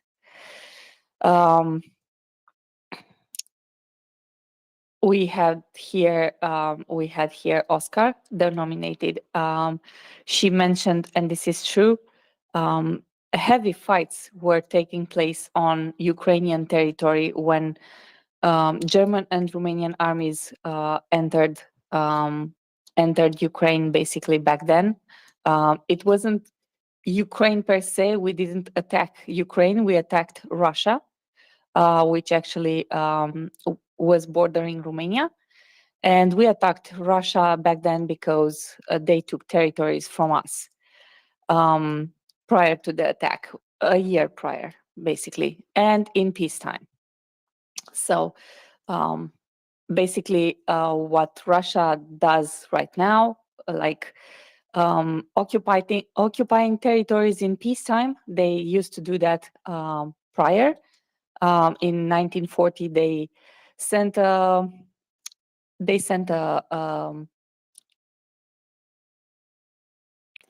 sort of a ultimatum to Romania to release, to retreat the army from two of our regions. We had a week to do so. They didn't wait. They simply pushed their armies across the border and occupied two of our territories, which are the current Republic of Moldova and one of the regions of current Ukraine, which is on the northwest, closer to our borders. And this happened in 1940, right? So, and it was peacetime for us. We were at peace back then. So my point is, they never learned. And when I say I was blamed, you know, I got angry DMs from people saying, why are you always bring up history? Because it matters, right? It matters because it happened before and it happens now, and you see a pattern. I'm not saying they are the same people. I say they are doing the same things. So they were nasty, nasty with their population. They finance told you several times, and it is true. They didn't treat well people in their own country. They persecuted Jews just as other countries did, unfortunately. And that was not the only nation that was prosecuted in Russia, but they did do that. And they did a lot of other things that they repeated time and again. And when Putin comes and he compares himself with Peter the Great, you kind of look at it and you're like, come on. This is not even funny. This is not even funny, because we are so past that, or we thought we were so past that, and apparently we are not. All right. I'm sorry. I divagated, but I like to do that from time to time. Finance, stop me when I do that. If you can. Stop me if you can. That's a big if. I'm going to say that actually me getting quite tired here, perhaps why I forgot to stop you, and Mockers is coming up to replace me as co-host. So this is a last call for hands. Gary, Chris, if either of those hands are for me, I will answer the question. Otherwise, I am going to cash myself out. Gary, Chris, are either of those for me? Yes, I just donated some money to MriyaReport.org just a few minutes ago. I would have to say I thank you greatly. I am not a member of Maria Aid myself. You just heard me on the Maria Report, and I am happy to bring them to everyone's attention. But yes, that is excellent. That will go to non-lethal aid that will support Ukrainian soldiers and civilians as they face off the genocidal Russian army. So thank you very much, Gary. We do appreciate that. Chris, was your hand for me? If not, I'm going to call it an evening. No finance. You go off, and best wishes. Excellent. Thank you. And truly great to hear what you're doing to help get the information out and, you know, shut down all these Russian companies that are still operating via various corrupt and sneaky ways. That's really how it's got to happen. Anyways, Slava Ukraini to everyone, and I am out. Heron Slava, Finance, and thank you very much for being here and co-hosting and bringing knowledge about economic and sometimes smoking accidents. Greatly appreciated. Thank you. Chris, you have your hand up. Yes, and I very much enjoyed your overview there, particularly the point that you made, that your grandmother made, if you like, about was it the metal from Russia going one way to Germany and tanks from Germany coming the other way. Wow, that's quite an image. And I also think, Ander, it's really so important, you know, and I keep doing it to say, as you said, Ander, that it's a pattern, you know, with Russia. I mean, I just use a simple statement. They've done this like around 20 times in the last 100 years alone. it's definitely a pattern. And then obviously you can reel off, you know, Chechnya, Georgia, Syria, Moldova, and then of course Donbass and Crimea as recent examples. So yeah, it's so great, Andy, that you can, well, obviously sort of great that you can that you can speak from experience, and that we have that, you know, voice of experience here. By the way, I was just going to say that you mentioned attacks and RU assets. You won't be surprised to know that a database such as one that tells you every connection of every company to every Russian company and Russian person is being attacked by Russians all of the time. And my other main contact there, who is basically the head of cybersecurity, and is also an advisor to Zelensky, and is on the Ukrainian cyber defense team, and he is rather busy at the minute protecting all of that data about Russian assets. And I was just going to say, what's the other things? First, just to mention that the reference to Camel brand cigarettes is just really funny. I have to say, and also to say that the Thomas Tyner marathon, and that, which I was sort of here for all of the time, but I have to admit I fell asleep in between bits and that, and but I particularly enjoyed the bit where at the end where Chuck came in, and him and Thomas were bouncing things off one another. That was just incredible. And also, by the way, you mentioned the Canadian Leopard tanks arriving in Poland, which is another, you know, I've got that image in my head. I saw a photo of, you know, Leopard tanks in presumably Canadian aeroplanes landing in Poland, and now I've also got this vision of them going across the border, and as presumably one of the first Leopard tanks. So anyway, morning mockers, and the howling will start soon, so I'll step down. Well, they are fluffy, so that's good. Good morning, mockers. Good morning, lovelies. Have you had your coffee? The kettle is just boiling. I've just been bullied by the cats to feed them, so that's all sorted. Well, they always take precedence. I don't have many. I just have one, but she's really. I think I'm sure this is a short intermezzo on cat knowledge.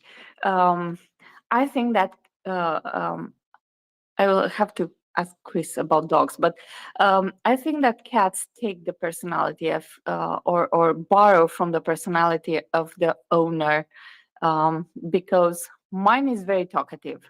Like you see me very, very shy and not intervening much.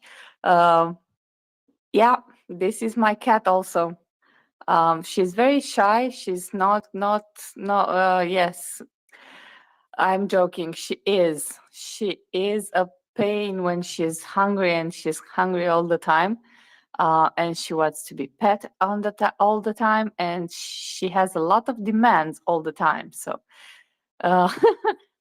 basically, this is why I co-host in another room, because other Otherwise, I get a lot of background expressions. Let's put it this way. On her opinions, you will get her opinions also with along with mine. And I don't know if Chris's dogs are the same, but yeah, I will let him answer on that, and then I will give you some more information what happened in the last hours.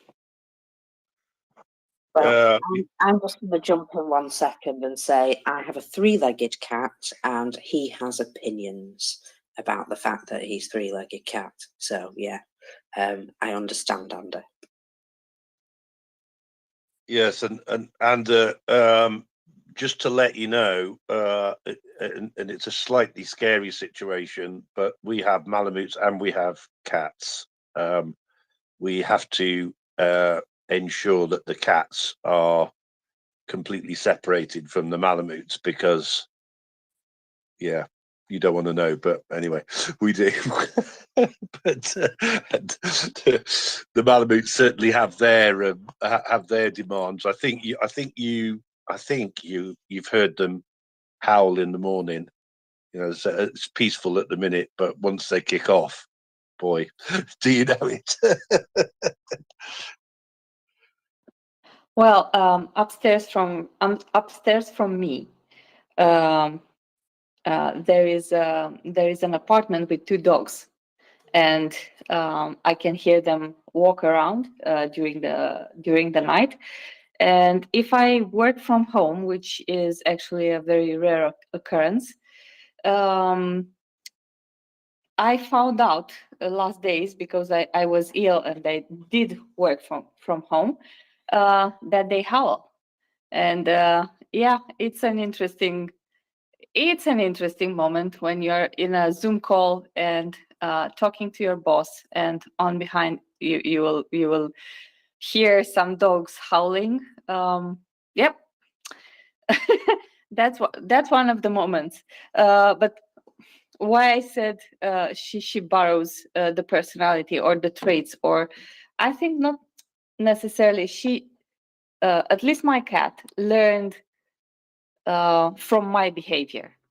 So when I'm upset, I'm not talking to you, right? This is one of the good things. If you if you want to silence me, you have to upset me really hard. So if I'm upset, I will shut up and I will not make eye contact, and I will not. Yeah. So over the years, I realized the cat learned this, and when she is upset, she comes into the room. She sits by me, facing the other direction, and basically doesn't let me to pet her. So yeah, because she's upset and she wants to make that clear. It's a statement. So this. I think you're right. No, I think you're right, Andrew. And obviously, there's going to be animal experts that can explain this in much more detail than that. But I think, you know, cats in particular. I don't know what is the word. Empathize, synchronize. What is the word? But they, yeah, I think you're exactly right.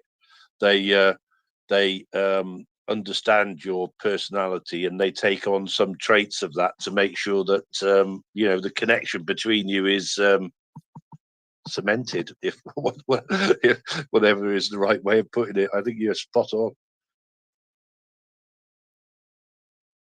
I just think they know how to play us.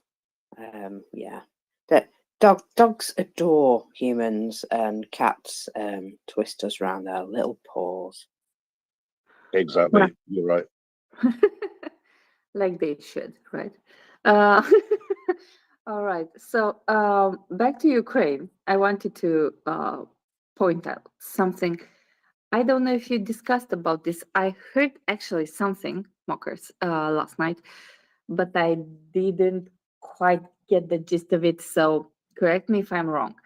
One of the nations that said they are ready to help Turkey, which actually went through a very nasty earthquake, is Ukraine. So from all the countries that you would expect to help Turkey in this horrible situation they are right now, with thousands of deaths, with buildings which are totally collapsed and stuff like that. One of the countries that offered support through their Ministry of Foreign Affairs was Ukraine. So the declaration of Mr. Kuleba, which actually I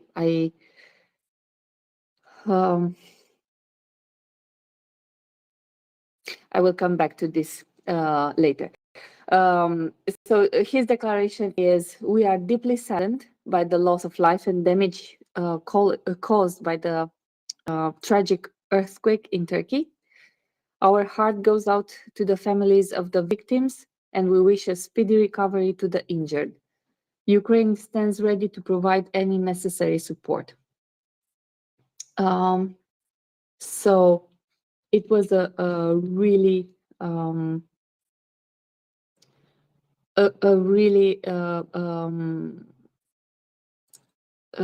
how do you say, strong earthquake.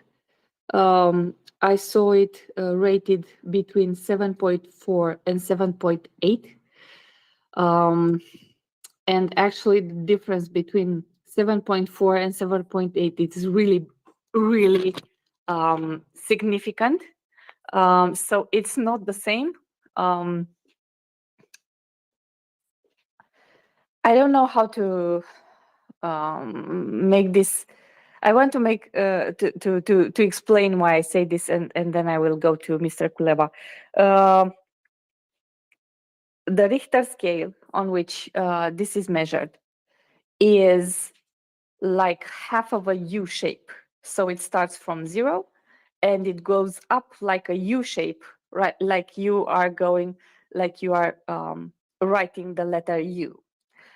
And therefore, as you go up on the scale, the speed, it's so steep in the end that the difference between 7 and 8 is really long, and that is because the difference for the buildings, the way the earth actually moves is really high, and a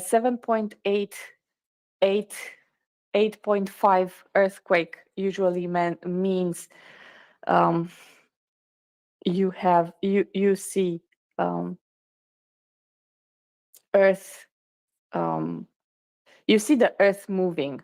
Like when you are in the building, you will see the other building moving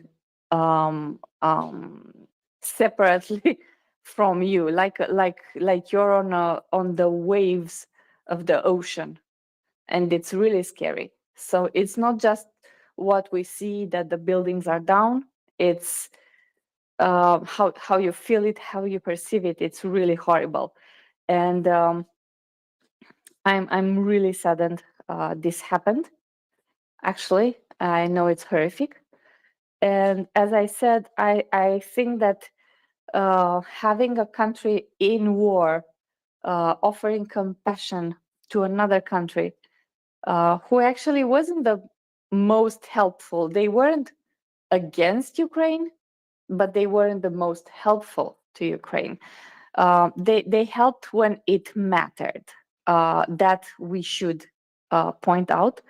And what Turkey did mattered and matters a lot. They blocked They upholded the Montreux Convention, not letting more Russian ships in the Black Sea. They helped with prisoner exchange, and they helped with the grain deal, and they also helped Ukraine with the Bayraktars. So even if they were blamed, and we have bashed them sometimes here in the space, these 4 actions are actually extremely important, extremely helpful for Ukraine, and basically the rest of the other countries, they provided something, 2 things that other countries could not, right? Keeping Russian ships out of the Black Sea, and the grain deal. I think these are 2 major components and things that really helped Ukraine on a massive scale. I wanted to talk a bit about Mr. Kuleba. He is actually he's a great Minister of Foreign Affairs. And one of he not only had great points and made great points for Ukraine, but he conducted a lot of discussions, and his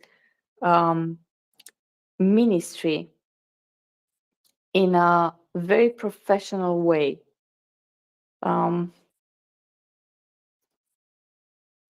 All his ambassadors fought valiantly for Ukraine. In each of the countries that they were sent,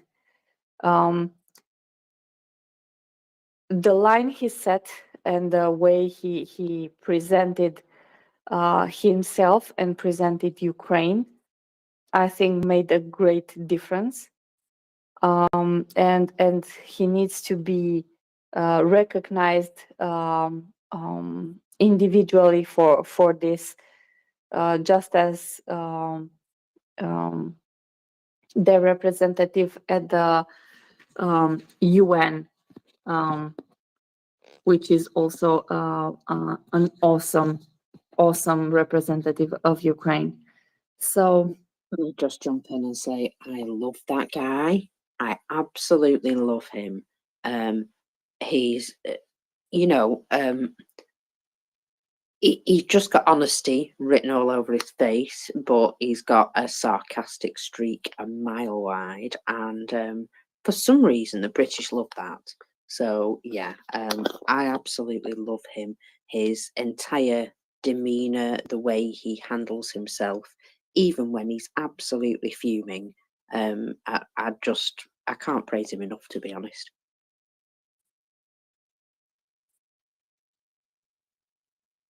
I hope his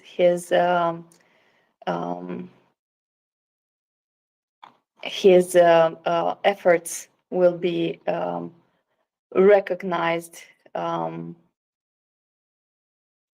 later on, and his help, his actions, right? The permanent representative of Ukraine in the UN is called Sergei Kislitska, I think it's pronounced. He's the first guy I saw putting down a Russian representative with words and with dignity at the first UN Council after the invasion. And yeah, well, let's hope all their efforts will be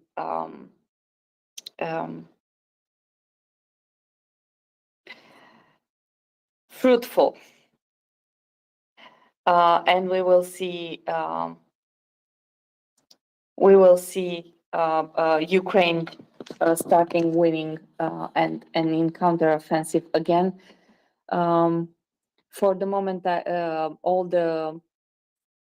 the maneuvers indicate that Russia is taking advantage of the advantage of the indecision of the West, basically.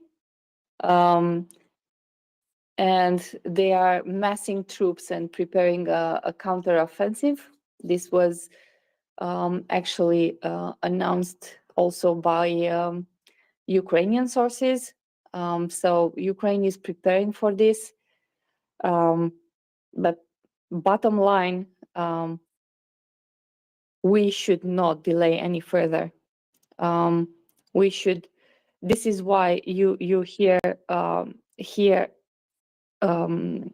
people telling you, write to your representatives, write to your representatives, write to your representatives, do something, because our donations help, but our voices can make a difference in our lives and in the lives of Ukrainians.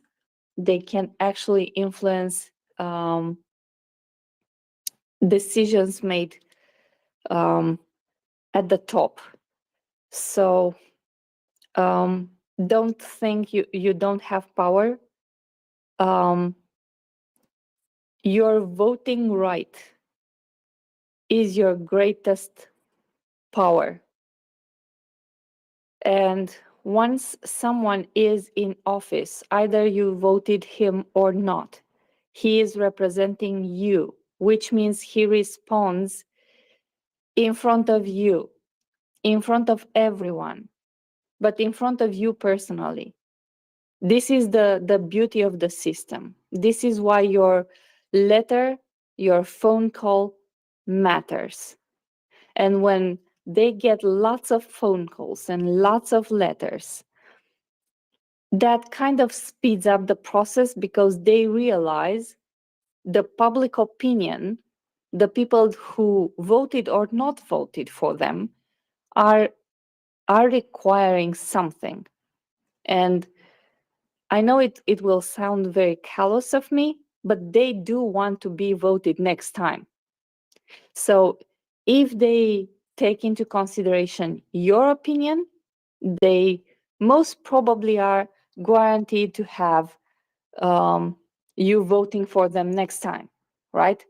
So write to them, change their opinion, change their stance, help push the equipment from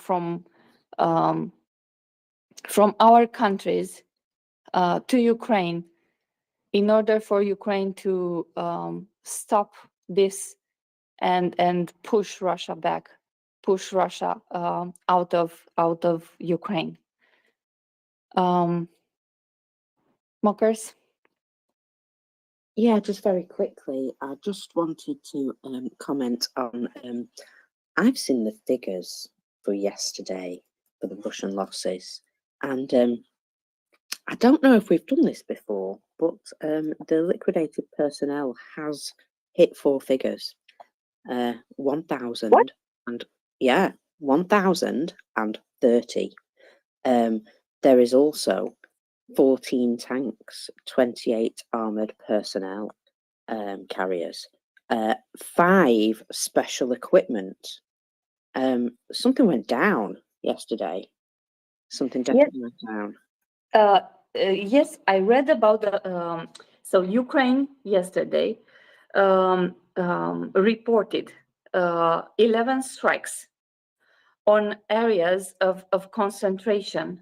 So where Russian soldiers were camped together or where they have equipment. But I didn't have the results. I knew about the strikes. I knew Ukraine issued these 11 strikes. I haven't realized how efficient they were. Thank you, smokers. Thank you. We've got to also think about what we've heard coming out of Vuhledar as well. Apparently, there was quite a substantial push by the Russian forces in Vuhledar, and it didn't work out for them. Let's just say we're waiting for the videos.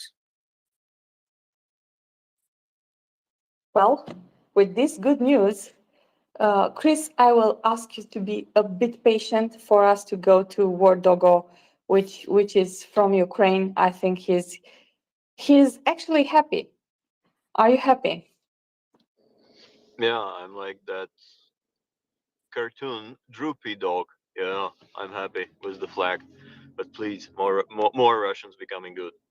Uh, just to mention that obviously Russians are preparing for the offensive because as Ukraine is getting more and more Western military help, they need that help is not used for counteroffensive by Ukraine, but is more like used to firefight and spread randomly over the bigger front line than is massively used for breaking through the Russian front lines on the occupied territories. But more they hit the wall, more they crack the forehead.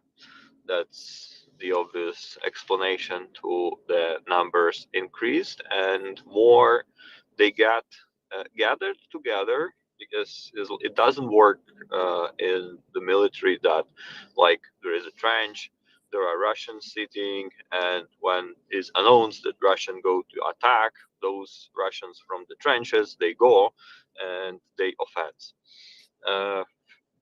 Practically in the military operations it works like those who stay in the trenches they stay in the trenches, but those who are gathered behind them in the offensive group, they are going for the breakthrough. That's why gathering together, when they start gather together, Ukraine start high marsing and sending other good stuff that is making good Russians from just regular Russians.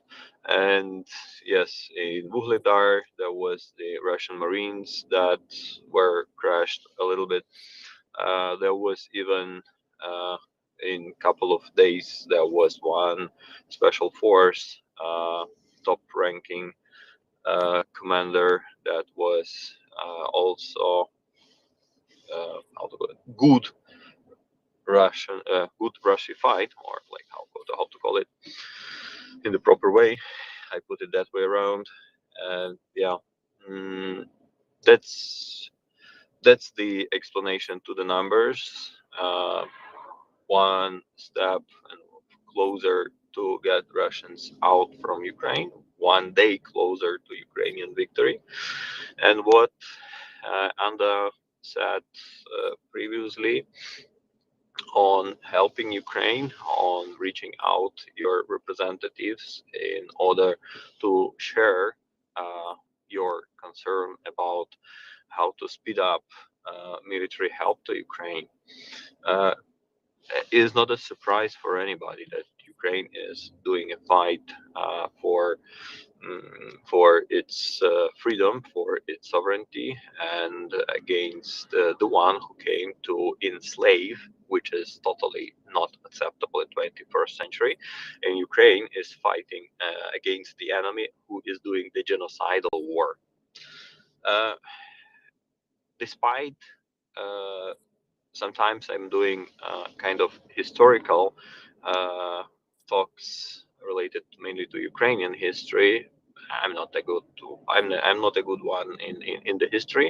That's why I don't remember who said that the only thing that is needed, the evil to prosper, that the good is inactive.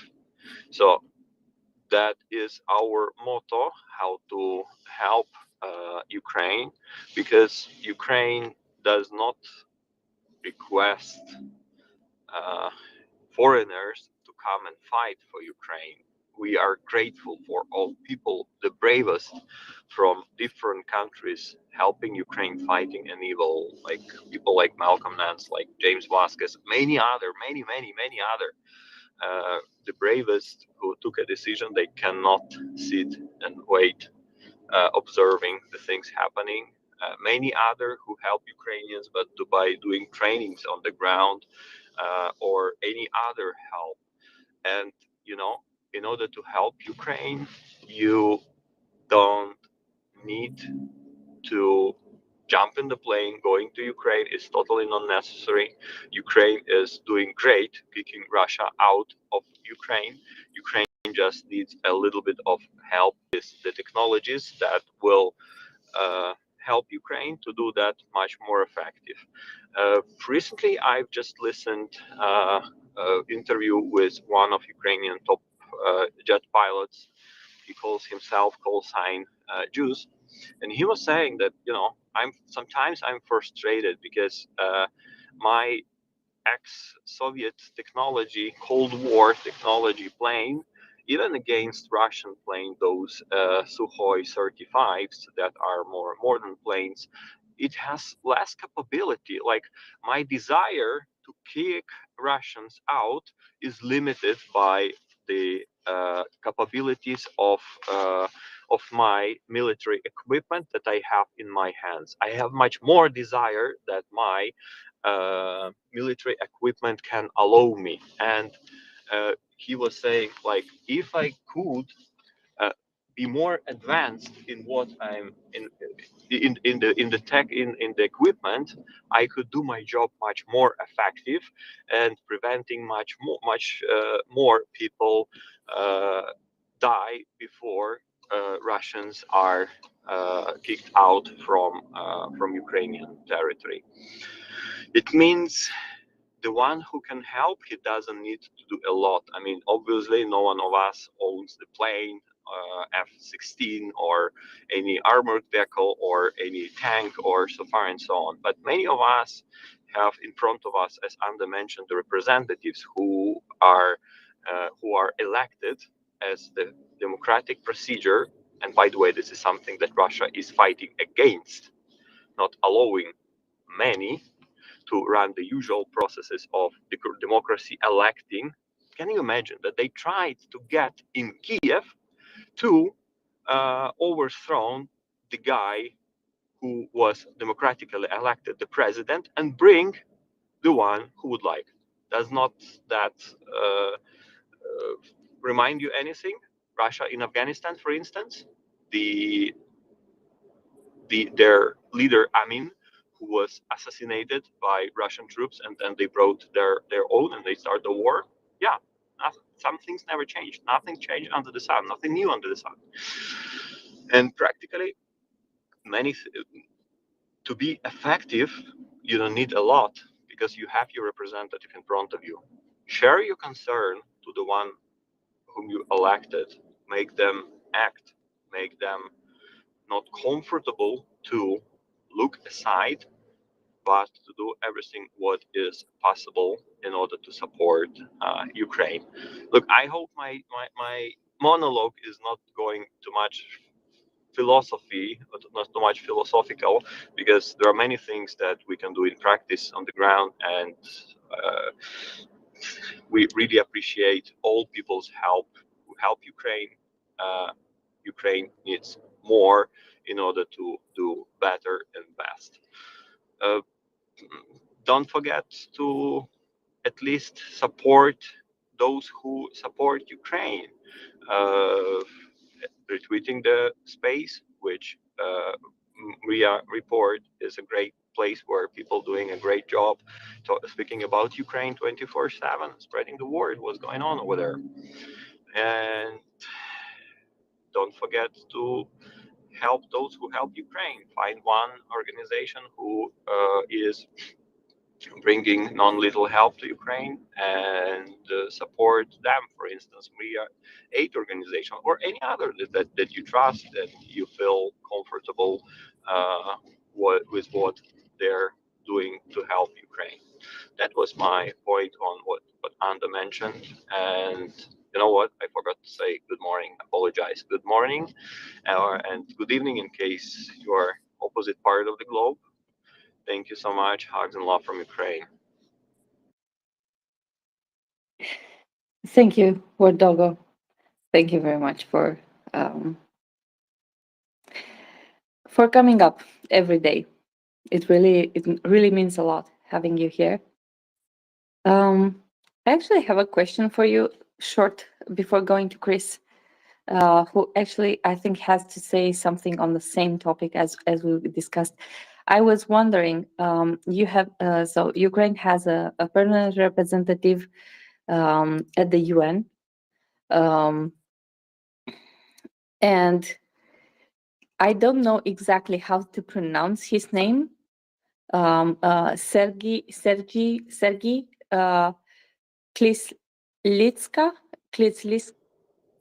Sergey Kislitsa.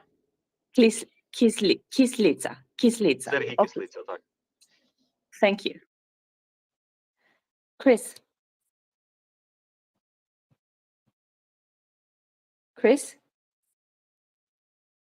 Yeah, I'm here, Andy. Okay, that's it was interesting to get War Doggo's views there, and actually Curry mentioned earlier as well a very important point, I think, and that was, when you go to your representative and that, go there with a short, clear request or demand, however you want to put it, if you like. And I think you probably saw it. I sent you something in the DMs. Just I've been extremely lucky where I am, because my MP is hugely supportive, and twice I have sent him an email, which is and the information I've put in that email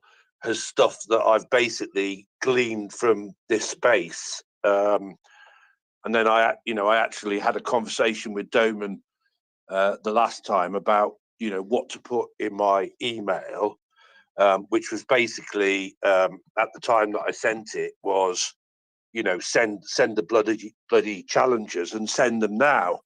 But it had some justification in it as well that I gleaned from Doman and the space. I'm not going to claim that the challenges were sent because I sent an email, but what did happen was that I got, literally the weekend after I sent the last one, the challenges were released, and I got an extremely comprehensive reply from the Ministry of Defence, which covered not just what I'd asked about challenges, but all sorts of other things as well. So, going back to again what Curry quite absolutely correctly said. Of course, approach your representative, your senator, whatever it is, but also just think about exactly what you're going to ask them for, and try and ask it in a simple and justified way if you can. So just to support that, and it really does work, folks.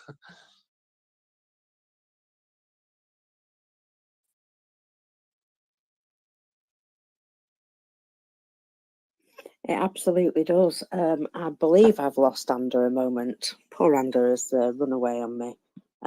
So I will I will carry on. Yeah, and thank you, Chris, for that. So I've just been having a bit of a look through what's been going on, and I can see that things are absolutely no better in Turkey, unfortunately. There's an awful lot going on there. However, the British MOD have released their latest intelligence update, so I'm going to bring it to you. So here we go. Here is the MOD intelligence update for Tuesday, the 7th of February. It is highly likely that Russia has been attempting to restart major offensive operations in Ukraine since early January 23. Its operational goal is almost certainly to capture the remaining Ukrainian-held parts of Donetsk Oblast. Russian forces have only managed to gain several hundred meters of territory per week. This is almost certainly because Russia now lacks the munitions and maneuver units required for successful offensives. Senior commanders likely make plans requiring undermanned, inexperienced units to achieve unrealistic objectives due to political and professional pressures. Russian leaders will likely continue to demand sweeping advances. It remains unlikely that Russia can build up the forces needed to substantially affect the outcome of the war within the coming weeks. The British MOD fully believe that Ukraine's concentration on training and having quality troops and soldiers, it is important, and it is important because it saves their lives. And on the opposite side, you can see quite clearly that lives are very expendable, and certainly by the numbers this morning, lives are indeed very expendable. I can only assume that this waste of life is wearing down the Russian side. I mean, obviously, it does wonders for morale. The fact that you're losing hundreds and hundreds of people a day, I can only suggest that that's going to make the rest of the people who are still there feel great about their prospects. Yeah, may that continue. The sooner they get the hint and turn around and go home, the better, I think. Luca, my friend, please go. Oh, hey, yeah, quick question. So how do we reconcile that assessment with some statements even by the Ukrainian that Russia is preparing like a major counteroffensive and they have like 500,000 more soldiers and and then some of like the developments around Bakhmut. So I'm trying to understand like how much is like Ukraine like trying to leverage some of these like small advances around Bakhmut to get more weapons or to give more sense of urgency. How much is it real that Russia will throw all these people in the Midgrainer? We know it's probably going to just result in a lot of people dying to gain like a few hundred meters here and there. But I'm trying to reconcile the whole situation here and information among the fog of war. Yeah, so what you've got to remember is that Russia has mass of everything. They have lots of everything. So they have huge amounts of artillery, and at one point they had huge amounts of tanks and vehicles, but that seems to be an issue for them at the moment. And again, long may that continue. But yes, they are indeed amassing troops. They've been training in Belarus for what it's worth. I don't know whether they were gymnastics training or, actually shooting guns. You never know. However, the fact that they've got a mass of barely trained people who just about know one end of the gun from the other doesn't really give them a massive advantage. Yes, they are massing troops in areas, but as you can see from the figures last night, that's not helping because every time they group some people together, for some reason, the Ukrainians seem to know about it, and they give them a good smack. Yeah, it's impressive to me that it would appear every time they start sort of gearing up or pushing forward, they're coming up against a very hard place, which is Ukrainians. And so, yes, they can amass people. They have been trying to push through in various places. When we say they're preparing this big offensive, I think this big offensive that they're preparing is a massive human wave. And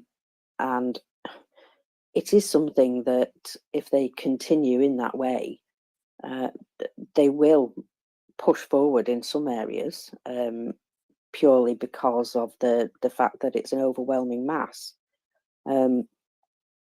But it's a case of holding those areas as well. They can maybe take areas, but once that sort of human wave has done its job, they're left very depleted. They're, left in a position where they're absolutely worn out and on their nerves and not in the best condition because they've just watched half of their team die or more. Yeah, I honestly think that any pushes that they're making, any gains that they're making, I don't believe they're going to hold them for very long. They are, filling them full of masses of people, but those people aren't trained properly. They're not. They're brand new. They're green. They're coming in with no idea of what a war is. Most of them. A lot of the trained personnel that they've had previously are gone. And probably fertilizing a field somewhere. And so, yes, they are planning an offensive. In fact, if you ask me, I would say they already started it in some places. We know they're amassing troops in the north around Staroblisk, I believe. But the numbers we can't be sure of. There's a lot. There's definitely a lot. However, I believe that anything they do right now, Ukraine is literally in a holding pattern. They obviously want to attrit as much as possible, but losing 100 meters of ground, which has been absolutely devastated by artillery, it's not a massive strategical goal. I mean, if you think about it, the Russians have been trying to sort of take Kharkiv, for example, and it's just too big for them to bite off. They can't possibly take and hold that place. So they've just decided to try their best to destroy it, which is typical Russian behavior as far as I can tell. And they're fighting over relatively small places. If you look, they went from the grand designs of we're going to take Kyiv to taking Solidar, which is, it's not a huge place, but it was a massive victory for them, wasn't it? And that just goes to show how their options have narrowed, and how they're trying to show the smallest of victories as something huge. And so, yes, I do think that indeed they can push mass forward. They can take small areas just purely because of the amount of people that they have. But in the process, they lose so many of them that the next time they try it, it's going to be all the more difficult from a will, because they need to get their people to want to fight. And from the fact that they're just running out of equipment and bodies. All those tanks and armoured personnel carriers that they've lost in the last 24 hours, that's a massive loss. How do you get your troops to the front when you've not got any trucks for them or anything like that? They have to walk. And if you've walked a heck of a long distance to get where you're going, I can imagine you're not terribly motivated to then start running into, live fire. Just to me. Oh, hello. Think think of that. So how many months we had to ask, and everyone had to ask for some tanks, and we have in the last month, let's say, UK is sending 14, right?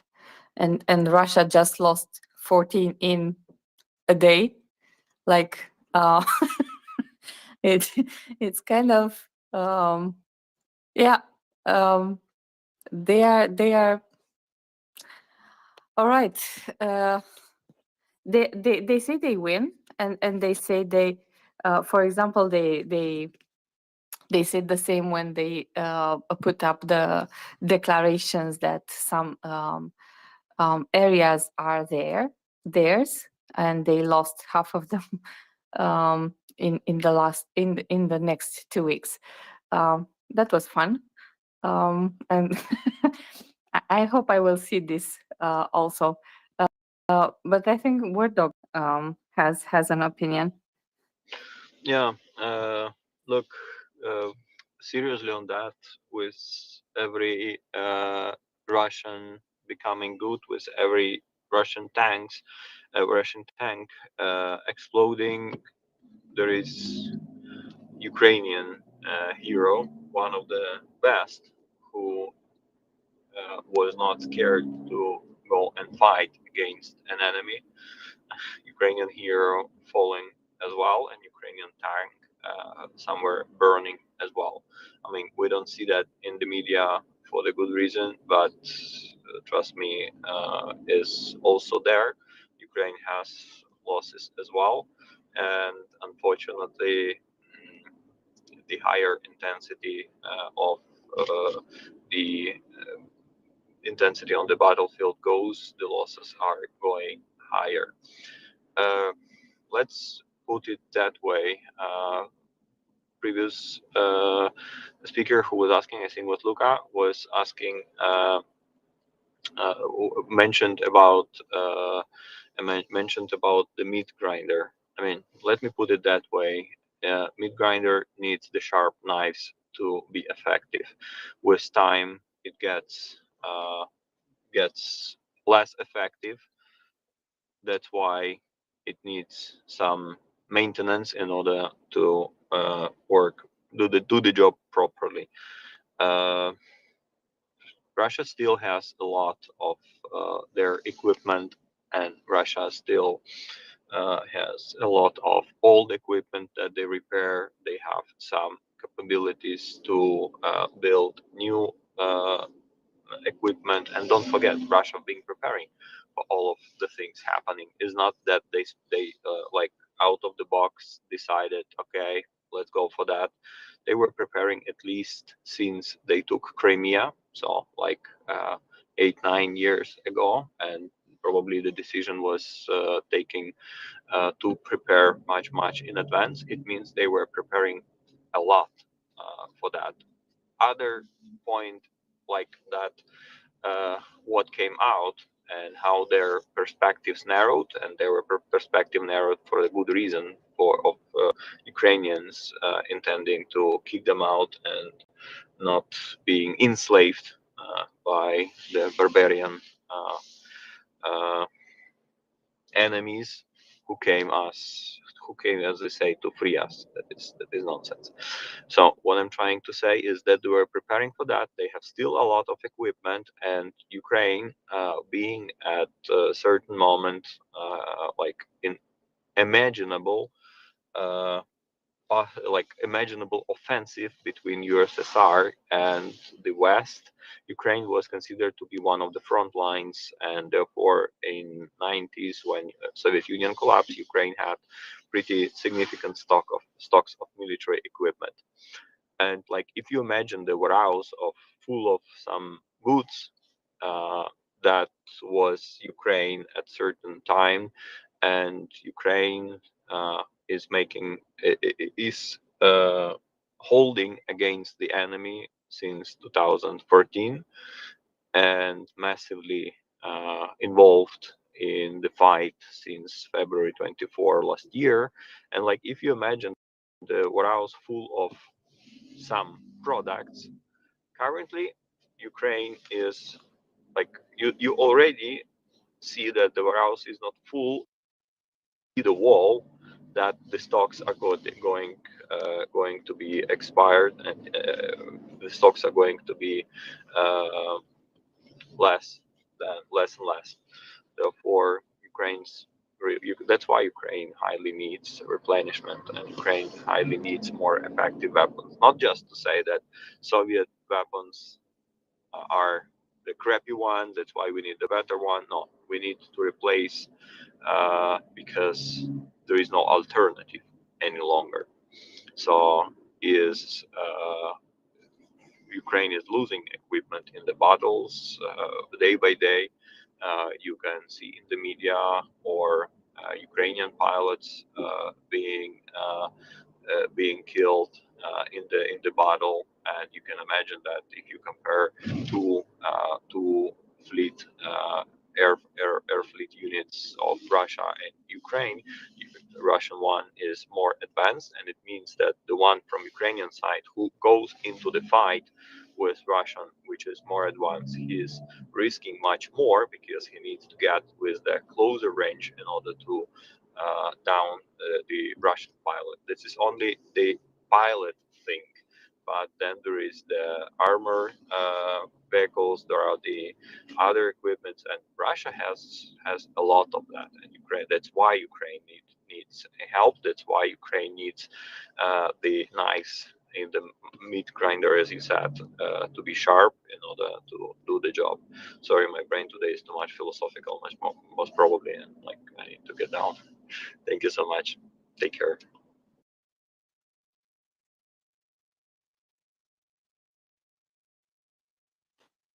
No problem. And thank you for coming up and for explaining all this for us.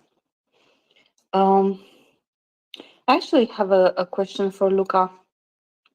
If are you still there, Luca? Yeah. So your home country is sending an awesome system to Ukraine. I read about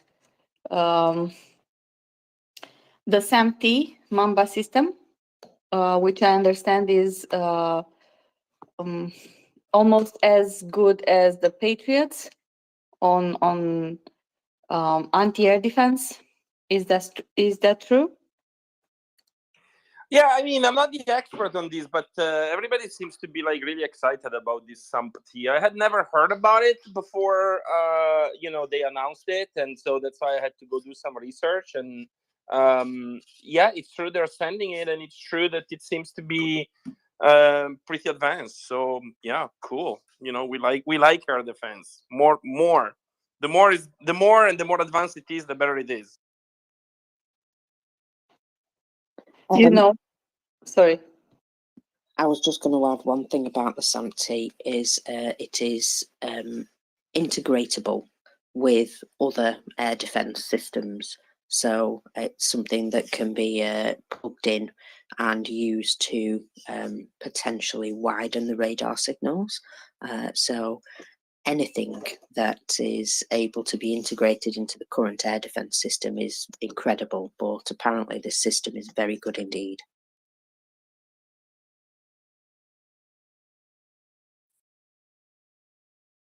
So I had to pop in there with some knowledge.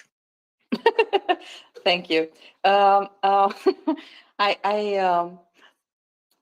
wanted to say, actually, to ask Luca, is how is your assessment of your current? So I know when the elections took place last year, we were kind of concerned, right? At that point, we were kind of concerned what's going to happen. who's going to win in Italy, how are they faring. We have had some heated discussions here with you and with Papi about former and current and Italian politics. But I wanted to ask you, as an Italian,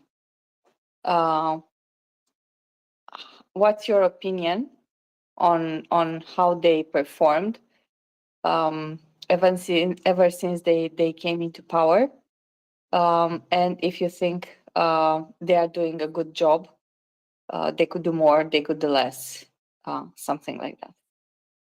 Yeah, so very surprised actually. First of all, let me give some background here because I mean, you know me, but like I'm not really sure other people know me as well in the group. You know, I'm Italian, but I live in California, so my view is a little bit like from far away. And then of course, you know, in some cases like this one, I talk to friends, and also, you know, when I'm in Italy, you know, I try to keep my antennas up. So Meloni could have been the Italy first type of government that goes no, let's mind our business, why are we helping Ukraine, and to some extent she was like that pre-election, you know. That's what was scary about it. Also for the people that don't know about Italian politics, Meloni has formed a right-wing coalition with Berlusconi, who was weirdly, you know, after coming out of his sarcophagus, you know, for so many years, he just showed up and made the Draghi government, strong supporter of Europe, strong supporter of Ukraine. He made it collapse. So that's the other party of Meloni coalition, and then there is Salvini. So Berlusconi also was friend of Putin in the past. You know, they would have party at this villa in Sardinia. So, you know, the speculation there was that he got a phone call and he acted on that. That was in May when the government fell. Of course, we cannot prove it, but you know, it's a plausible explanation. And also, what's important to understand is that the other member of the coalition, Salvini, the Northern League, he is an asset of Putin. That is well known. You know, he visited Putin many times in the past. You know, he said many times that he's friend of Putin, and even during the war, he visited the Russian embassy very often. You know, like April, May, something like that. So everything looked very bad, in my opinion. And then Meloni goes to power, and she behaves surprisingly well. I mean, I'm not saying that she's going all out, but she is definitely making sure that Italy is you know, doing you know, its part, you know, to support Ukraine, including with weapons, like, you know, we discussed now the air defense, right? And other things. You know, I'm not an expert, but like they sent some SPGs and some guns and blah blah blah. So okay, so the question is why. So that's where it becomes a little bit like tricky to figure out why she effectively switched her position and turned on what was a common view that this coalition would have done, which was at least stay out, or at worst be an urbanistic type of approach to Europe and to NATO and to Ukraine as a consequence. And so the question is, why did they do that? And that's where we get a little bit like into speculation. I think she got a phone call from someone, and the phone call was like, look, congratulations, you're prime minister now. You know, we're watching you. So, you know, don't mess up because you're still part of NATO. You have a huge debt. Italy has a huge debt. So you need to make sure that you don't piss off like Brussels. You don't piss off NATO. You don't piss off the Americans and blah, blah, blah. That's one thing. That probably happened. But then there are some more big benign interpretations. she is strongly Catholic, and I know that the Pope was not so great, but like at least in defending the Ukrainian line, I mean, it was a little bit wishy-washy. But in at least like in the Catholic, like if you're like a real Catholic, let's say that someone eventually shows up, some secret services, and show the kind of crap that Russia has been doing in Ukraine, in kidnapping children. I mean, the heavy stuff. I'm fairly certain that that can touch the heart of like a Catholic PM, right? So I think it's a combination of things that got to this point. And I'm actually happy that it happened the way it did, because it was surprisingly unexpected. That's kind of like my assessment. If you guys have any comments or questions, thank you. Thank you, Luca. Indeed, it was surprising. And I think one of the beautiful things about it is the fact that I think Putin didn't expect this. So he didn't pressure anyone, because he was like, okay, this is going to, or didn't pressure her probably, because he was like, okay, she will follow the lines, she will be a good servant, right? A good puppet. And she doesn't look like and indeed I'm really happy about what happened, and I think your assessment is really accurate and on point. I think they also sent ambulances at some point, and I know early on in the war they have sent, I forgot how many, but a lot, 40 fire trucks, 30, something like that, a lot of fire trucks, which are actually very important since Russia is shelling everything, and you need to have the fire trucks and the equipment for it. So that was great. I remember the picture with them in the parking lot, and it was a beautiful sight. It was a really beautiful sight. So yeah, thank you. I think you're right, actually. Thank you very much, Luca.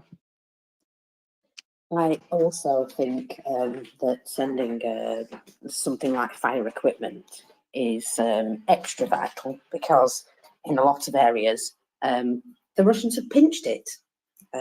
So when those areas are shelled, there's no fire equipment for them to use. So yeah, really important, that sort of stuff. I'm sorry I jumped in there, but It's okay. We are a team. It's not about jumping. It's we complete each other. This is this is how it is. Let's go to Chris. Hi again. In between Malamutin, I have another theory on this as well, right? Which I've sort of mentioned before, right? And it's basically girl power. In this in this war, there are more women in senior positions, I would say, than any other war. And I think that what Putin and Russia are doing particularly goes against the grain of women in the world. And there are a lot of, as I've said, powerful women involved now, right? And this is what I'm going to say now is like a little bit of sort of scuttlebutt or rumor, right? But I remember reading early on, probably, so probably mid last year or something like that, maybe, that Annalena Baerbock had a meeting with Lavrov, right? And he was extremely rude to her. He basically treated her like shit, right? Like, who are you? You're just a woman. You're not even like, like the main person in Germany, we don't need to talk to you, go away. Right. And I think she will never forget that, how she was treated. So that's my theory, is that there's a lot of girl power going on as well.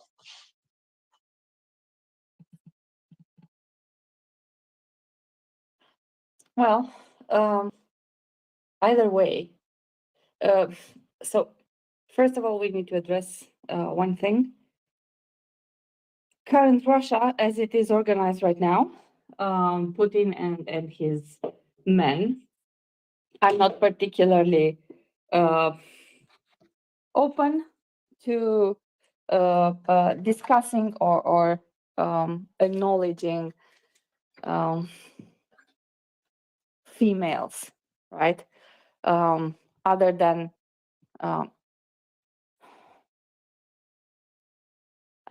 objects. I'm sorry to say this, but in every image you see Putin with someone, with some women, it's not with women in positions of power, not in his cabinet, not in his parliament, actually nowhere there in Russia. And I think not because I'm a woman, but because looking at the countries that actually empowered women and let women speak, they are better off from many points of view. And this is not only, so this is globally, in all the countries in which women had a chance of expressing themselves. I'm not saying, or what I'm saying is that they do bring something to the table, and it's important to use that something, right? To use their input, just as you use anything else that it's good and helpful for the society. So yeah, I'm yeah. Other than that, I don't know. Delina Baerbock actually didn't manage to change Olaf Scholz's position and Germany's position too much. They have helped, and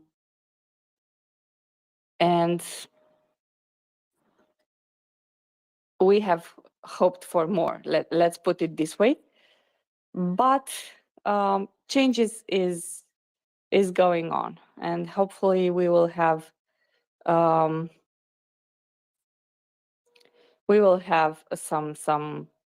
planes soon to support the tanks, because I think that's really important. At this point, that's really important, and this is not just because, as I said, it's like I'm getting something that I want and now I want more. It's because I think airplanes could help the war effort and could help this war end faster.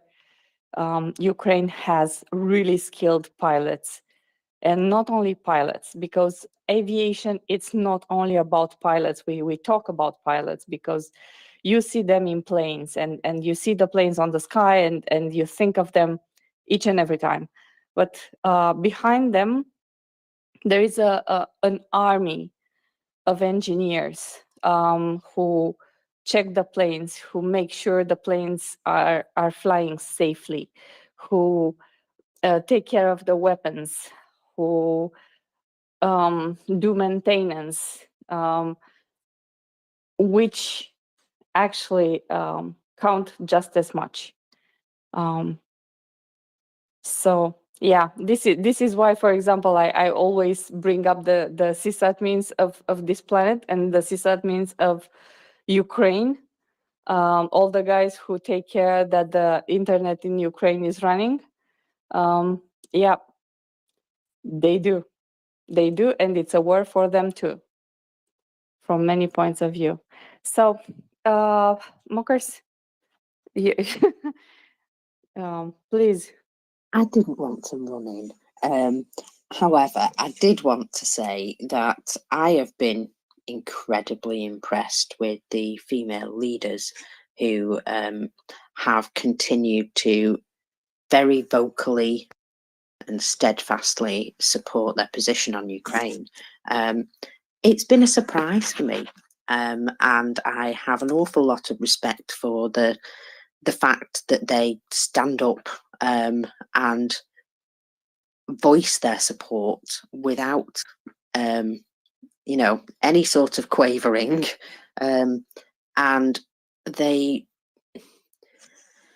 showing how it should be done in some cases, and you know, we're all human, we all have lives, but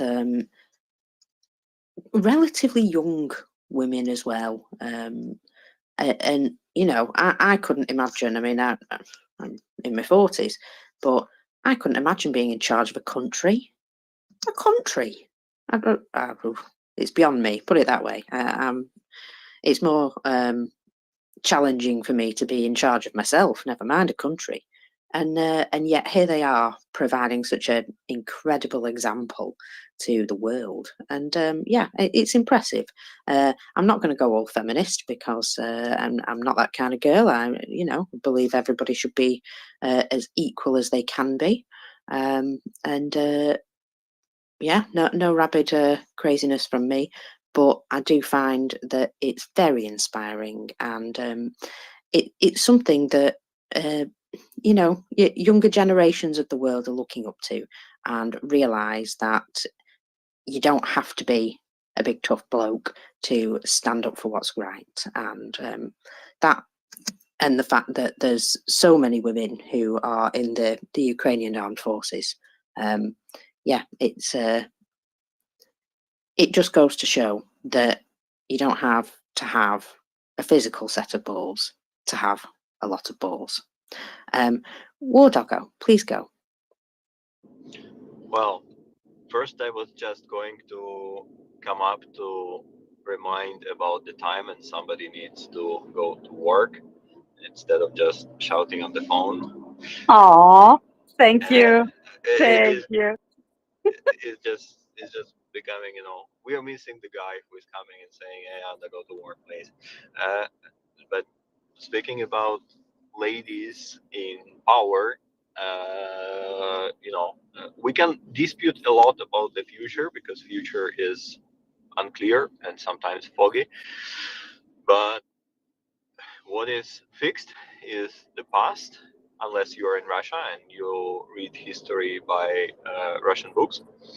Then history is pretty much flexible depending on the mood. But overall, history is about the facts. And if we read the history of, for instance, those societies where ladies were playing the key role, I mean, they were not the worst societies, not the worst kind of the organization. And I mean, at least I'm just trying to extrapolate on the current Ukrainian reality. At least before making a decision to go for the war that can bring you pretty significant devastation, not only economically, not only like in all the country aspects, but also something that is very close to your heart, which is like, let's call it population. And if you take a breakdown of the population, what was the effect of the wars? Let's take one country like ex-USSR, and if you take the population breakdown, youth and middle age and males, females after the war, and you take the dependency on what is your future correlating to what whom you have lost during the war. I mean, the one to whom human life is close, to whom is like not just theory, but is something that is in the biology, would probably looking at the possible consequence of the youngest, the bravest, and the future of the country being devastated in the action that is called war. In fact, somebody smart would think 2 and 3 times, because I mean, it's not a secret that Ukraine mid-term and long-term after the future will face the consequence of many young people gone on the battlefield, and many people will come back being forcibly replaced, or many people will come back who are currently looking for a safe place outside Ukraine, but it will not bring back those falling on the battlefield. And we say a lot about the victory, but we should also understand that the victory will be pretty, will have the pretty sad taste, because the effects of the war are totally devastating, and this is something that is still to come. But think about that, and when after the victory, every fallen will be remembered and commemorated. But still, to get that, we need to win the war, because without winning the war, there will be part of the history that will be dictated by the other country that unprovokedly came to make their own rule, to conquer the 21st century, that is the century of other things in the priorities than making war, colonial imperial war against the neighbors, not letting them develop and being prosper. Those are my ideas on the things related to women, ladies, as you said, females in power. Thank you so much, and go to work. Hugs. Hugs, word doggo. And thank you. Thank you very much. All right, I'll go to work. And see you all tomorrow. Thank you, Mockers, for coming up and co-hosting with me. It was a ladies' morning. We have a ladies' morning with Michelle Matsumo. I have a ladies' night, and with you, I have a ladies' morning. So, yeah, girls in power. Thank you very much. Ciao, Wanda. Ciao, Luca. Ciao. All right, guys, I go to sleep. Good night. Good night, Luca. Yeah, really. What time is this? Go to bed. 11:30. It's not too bad, but I was snowboarding the whole day, so I'm pretty tired. Oh, lovely. Well, I've just started work, so please bear with me for a moment while I just get myself sorted, because otherwise my boss will tell me off. There we go. Right. Okay. So now it looks like I'm working diligently. I can talk to you all.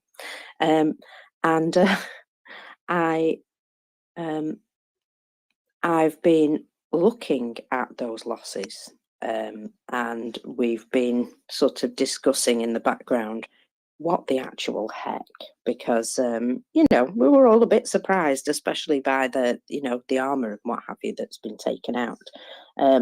I've actually been waiting for this day when those numbers went into 4 figures, because I knew it was coming. And what we do know is that around Solidar area, Bakhmut, obviously, Vuhledar and Krymina. These 4 areas, they've been making pushes, They've been pushing forward mostly unmounted infantry, but some armour, obviously, and you can see what happened to that armour. It obviously went up in smoke. I did see a photograph from Vuhledar yesterday, and I'm sure you've probably also seen it, but basically what appears to have been an attack was converted by the Ukrainians into a dark mark on the ground. And well, I can only say that long may that continue. For some reason, I've got that in my head today.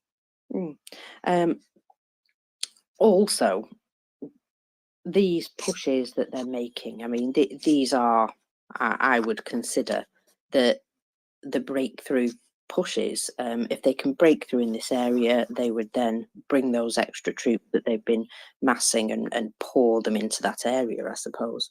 And so these attacks right now, although very fierce, are probably just probing to see what they can get. And what they got is comeuppance. Yeah, they definitely got their comeuppance. I think Doman will be quite upset because there weren't more vehicles and fuel trucks taken out.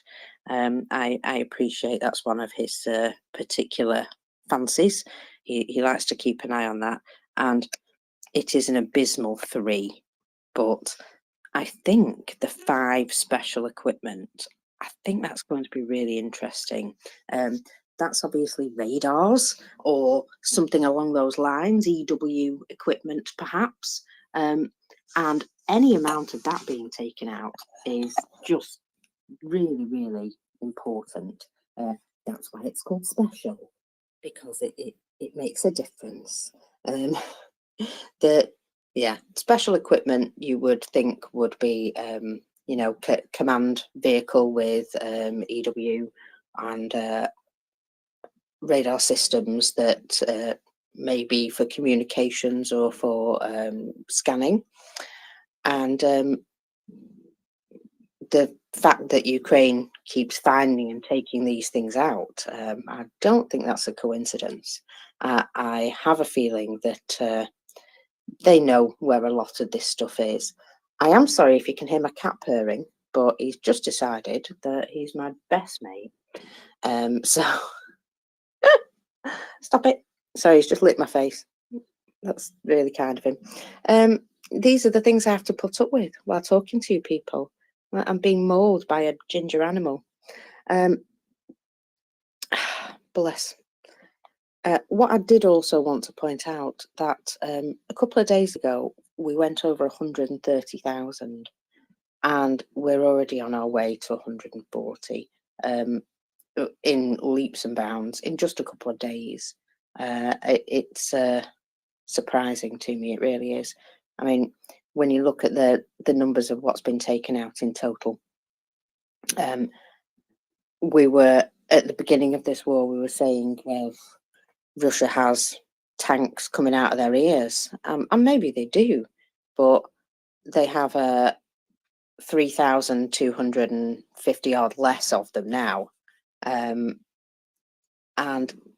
that's a heck of a lot to lose. I mean, really, that's your tanks, that's your equipment, that's, you know, major equipment that you would use to protect your country.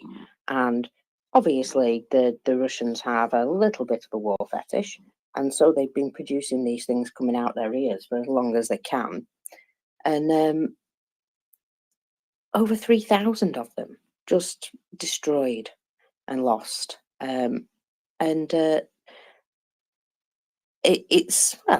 It's a massive waste, but it's good to see them being whittled down. We've seen pictures of all these tank storages that they've got, and the corruption has meant that none of these items have been kept in a good condition.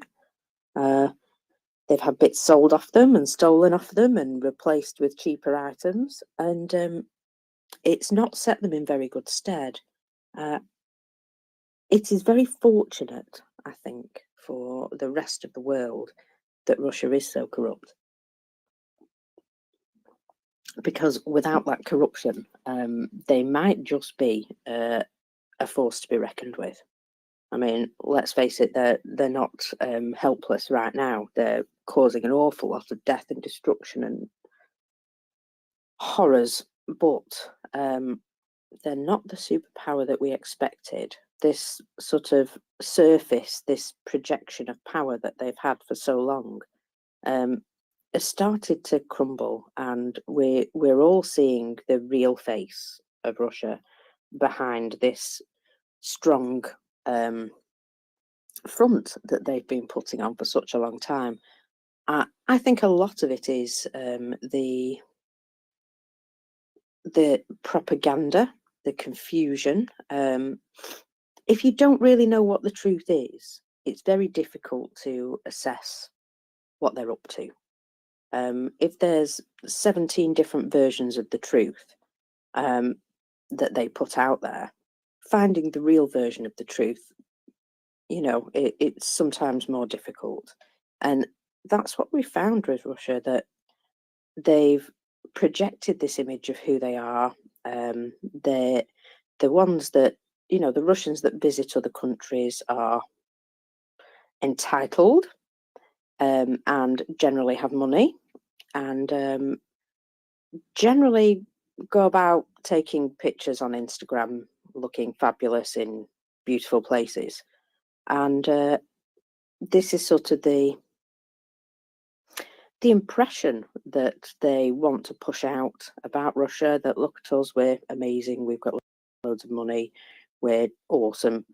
And unfortunately, when you get out of their main living areas, you don't have to go very far down the road to find extreme poverty,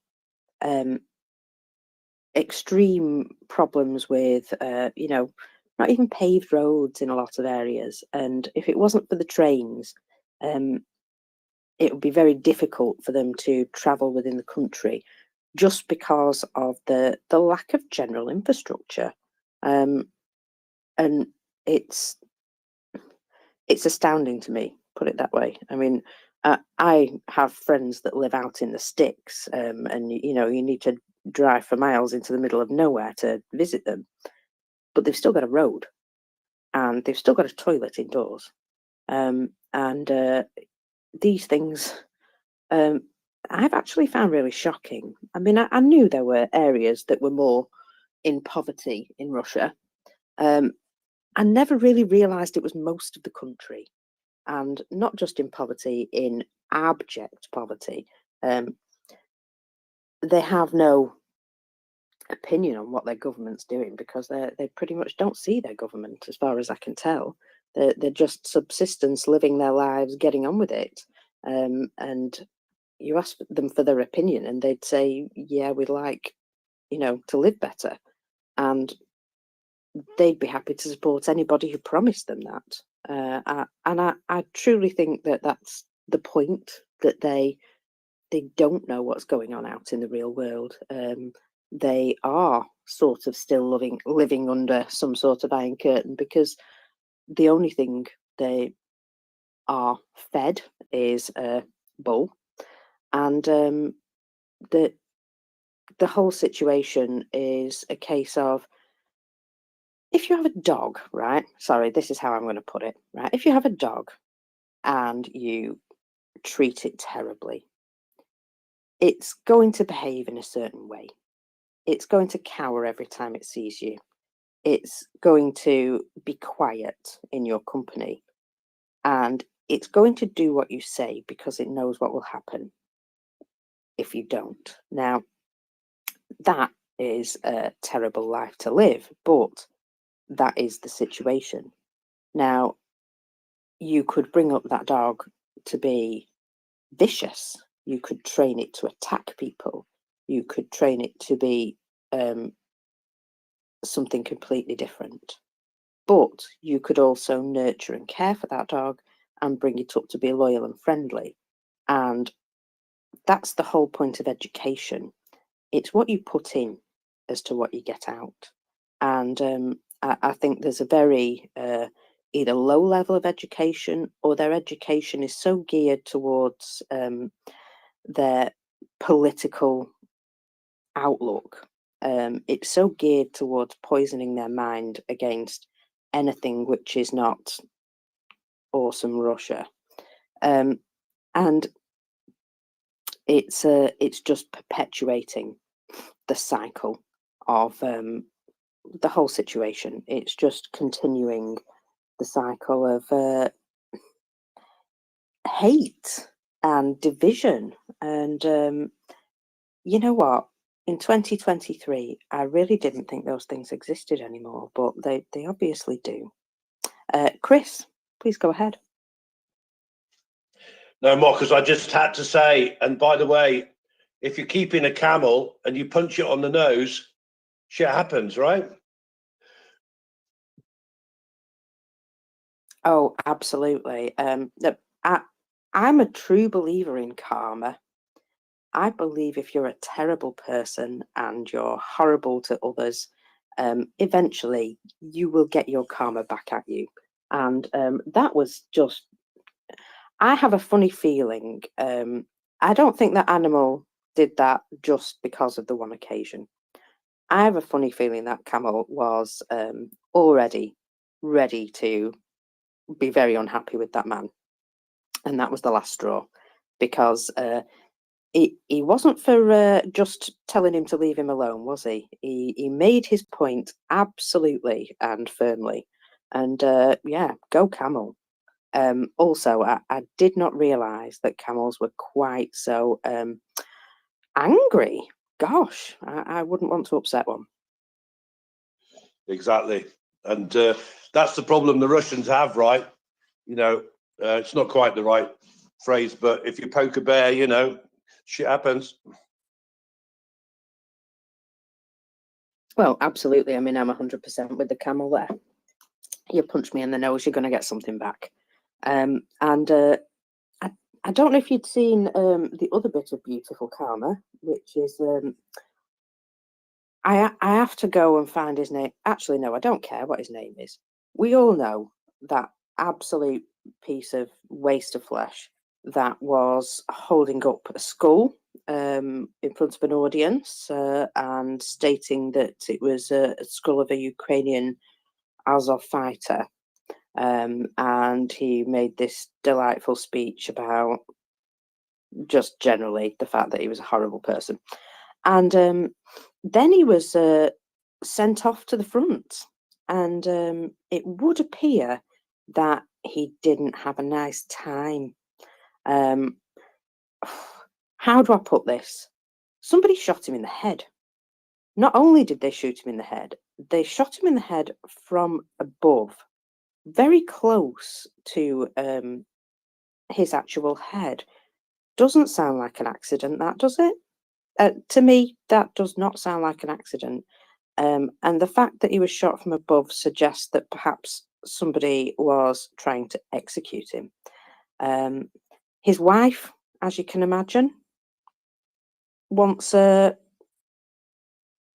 make sure that she gets some money out of the government. She's trying to sue everybody and anybody because he's not being given the medical treatment that she thinks he should receive.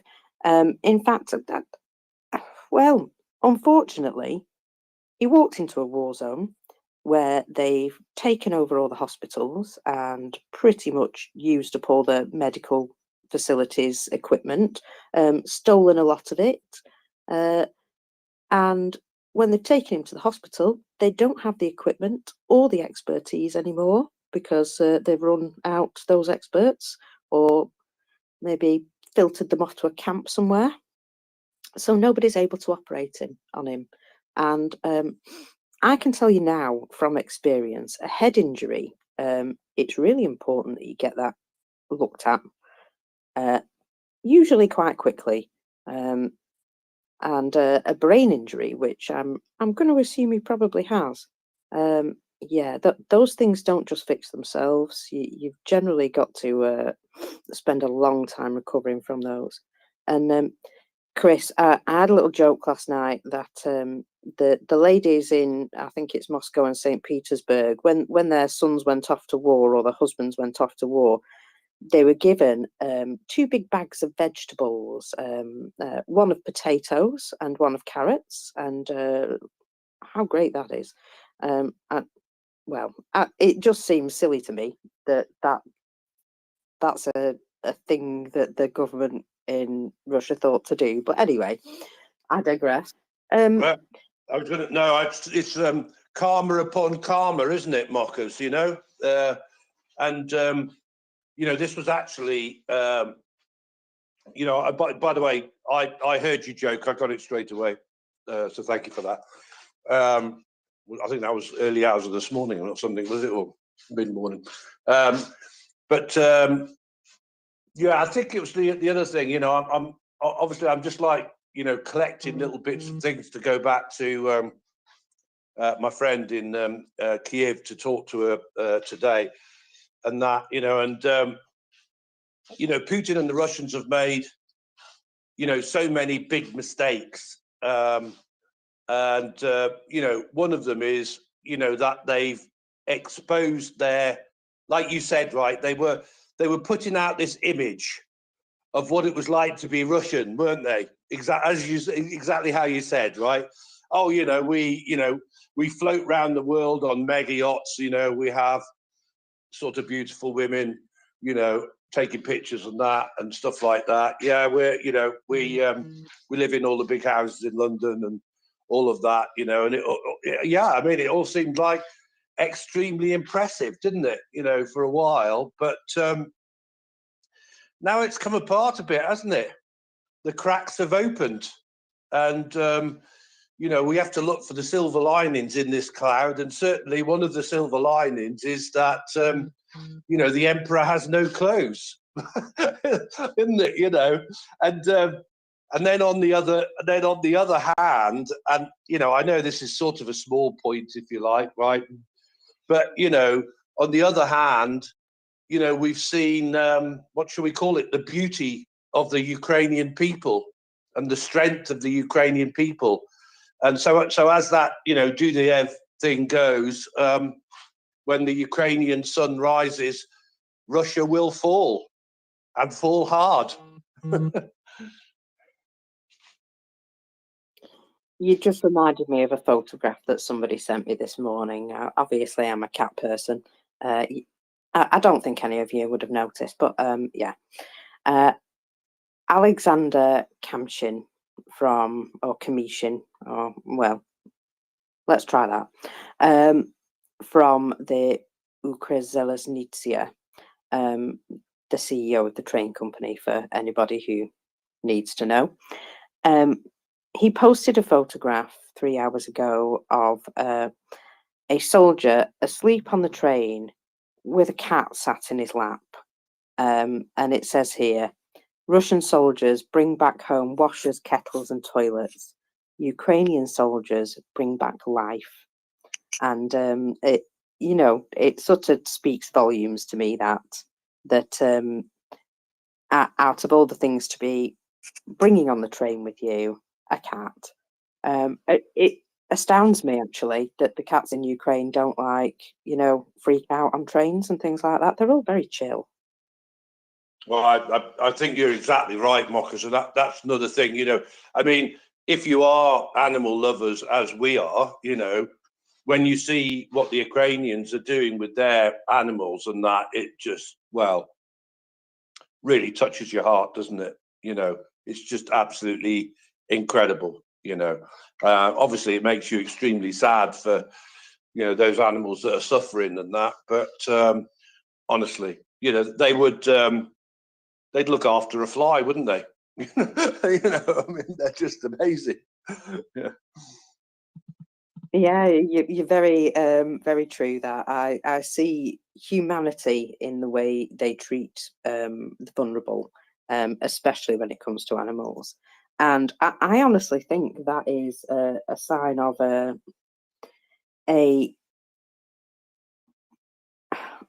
I'm trying to think of the word, a developed culture where people care for one another when they also have a care for the animals. Because let's face it, whether it's your your pets in your house or livestock, if you look after them, they will look after you. And it's just, I think it speaks to a society that the Ukrainians make every effort to save even the small furry animals, even though they're in the most trying conditions. It really makes a difference to me that to see that level of humanity, to see that they care, and not just for people. They're doing incredible things to provide humanitarian aid and assistance to people, but they've also been putting out dog feeding stations, and they make a point of taking runs out to areas where they know stray animals are, make sure they get fed and check on them to make sure that they're not injured. It just makes such a difference to me that somebody bothers to do that in the middle of a war. And I can pretty much guarantee that there's probably not the same care and consideration on the opposite side of the fence. I don't think they really have much of a care for animals. In fact, we've seen they apparently, quite primitive, unfortunately, in their thinking with regards to animals. And I'm quite sure there are a few Russian people who love their animals very dearly, but I just don't see it. Just don't see it happening. But that picture really cheered me up. It sort of gave me a smile. In the middle of war, here's a Ukrainian soldier. He's out for the count, and he's still got his buddy with him. And you see it all the time in trenches. And in underground areas where the troops are relaxing or chilling out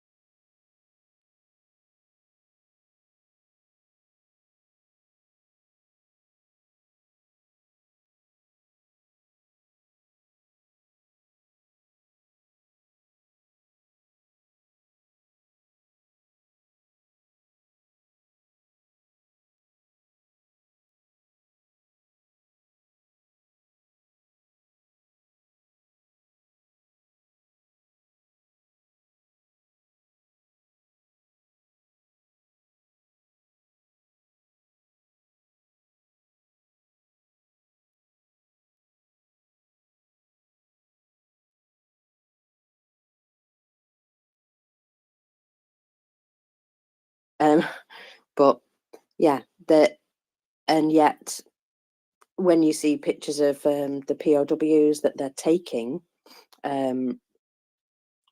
let's just say there's not much comparison. And I think just from using your eyes, you'd be able to tell who you think is much more likely to do better. I know the Russians have a lot of artillery. I know they have a lot of men, but they don't have the quality.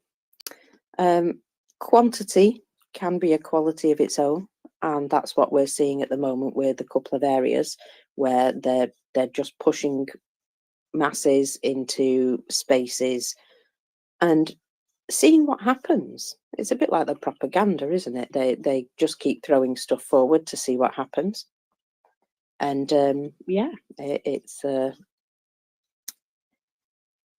one of those things that I don't understand. Obviously, I'm not a military person, but I do understand that when you waste lives on something like this, when you just waste your people, that isn't going to be very good for the rest of the soldiers who are standing there waiting to be thrown into that deep, dark, wasted hole. Yeah, it just seems to me that sooner or later that morale is going to turn to zero, and it's going to make a big difference. Iwana, my lovely, please go ahead. Hi, Marcus. Talking about wasting lives, have you seen the Russian losses for today? I absolutely have. I had to rub my eyes actually because I'd just woken up and I looked at them and I was like, hang on a minute. I had to make it bigger so I could read it just in case. And golly gosh, that's a big lot of everything. Yeah, so I believe it's the highest number since the beginning of the war, if I'm not mistaken. 4 digits. 4 digits. 1,030 liquidated personnel. So they lost 1,000 men in one day. Imagine that. It's like 3 plane crashes. It's like maybe 25 buses full of men in a day. So how are they thinking of continuing this? How do you call a person that does the same thing that doesn't work again and again and again and again while losing men and personnel and equipment and everything? How do you call such people? I don't know. And also 14 tanks and 28 APCs and some other equipment, if I'm not mistaken, 3 vehicles and 5 special equipment. So Yeah, it's that one that intrigues me, the 5 special equipment. I just think, ooh, they found something interesting there, didn't they? I think so. And I think that high number is due to what happened in Vuhledar, because yesterday there was a large offensive in Vuhledar, and apparently there were heavy losses. We have seen this in certain analysts' tweets since yesterday evening, and also there were some strikes yesterday in Nova Kakovka and I believe in Berdyansk also. So I don't know how they can assess the losses. Maybe it's not that, but anyway, yesterday seemed to be a very bad day for the Russians. And I see Doman is up. Hope I didn't steal the subject from him. Not at all. I think it's called determined, right? Determined, or the other one, the paraphrase Einstein, but also determined.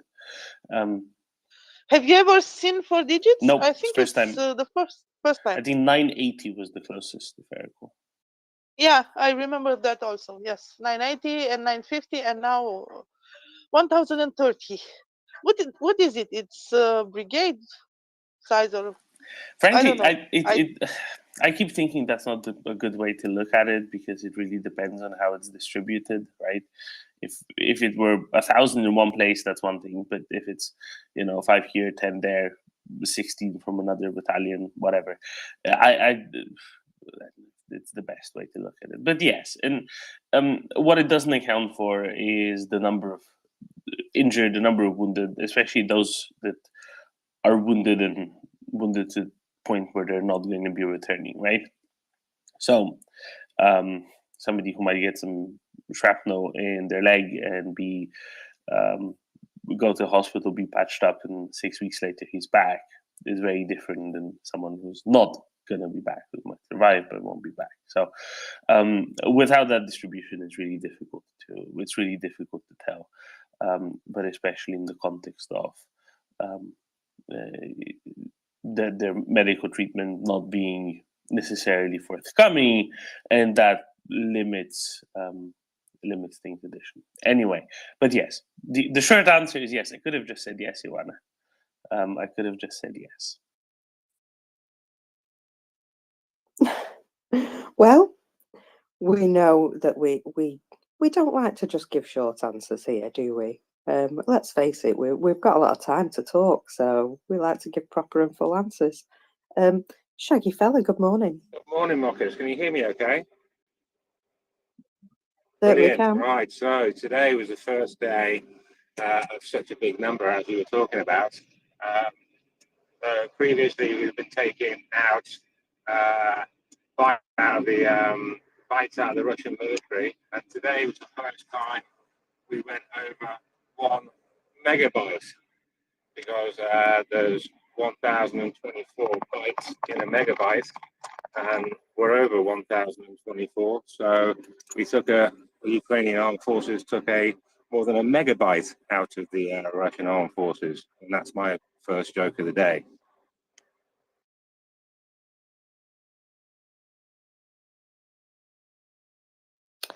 Lovely. Thank you very much. Well, at least you've woken up with a good sense of humour.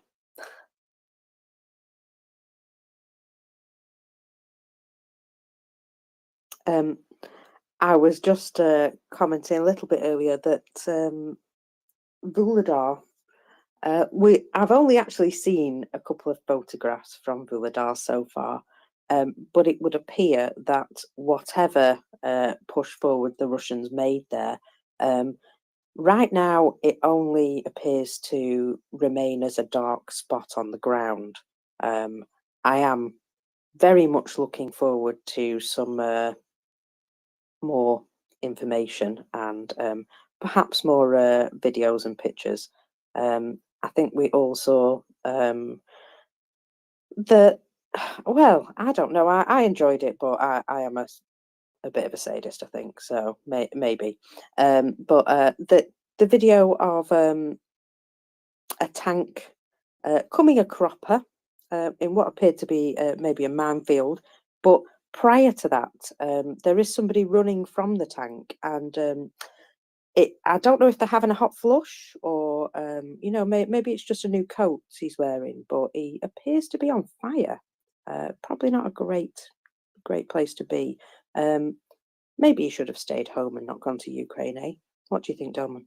I think that would have been a great preventative move there. Sometimes people just kind of jump at decisions a bit too quickly, and rash decisions aren't always good. Sometimes they can lead to bad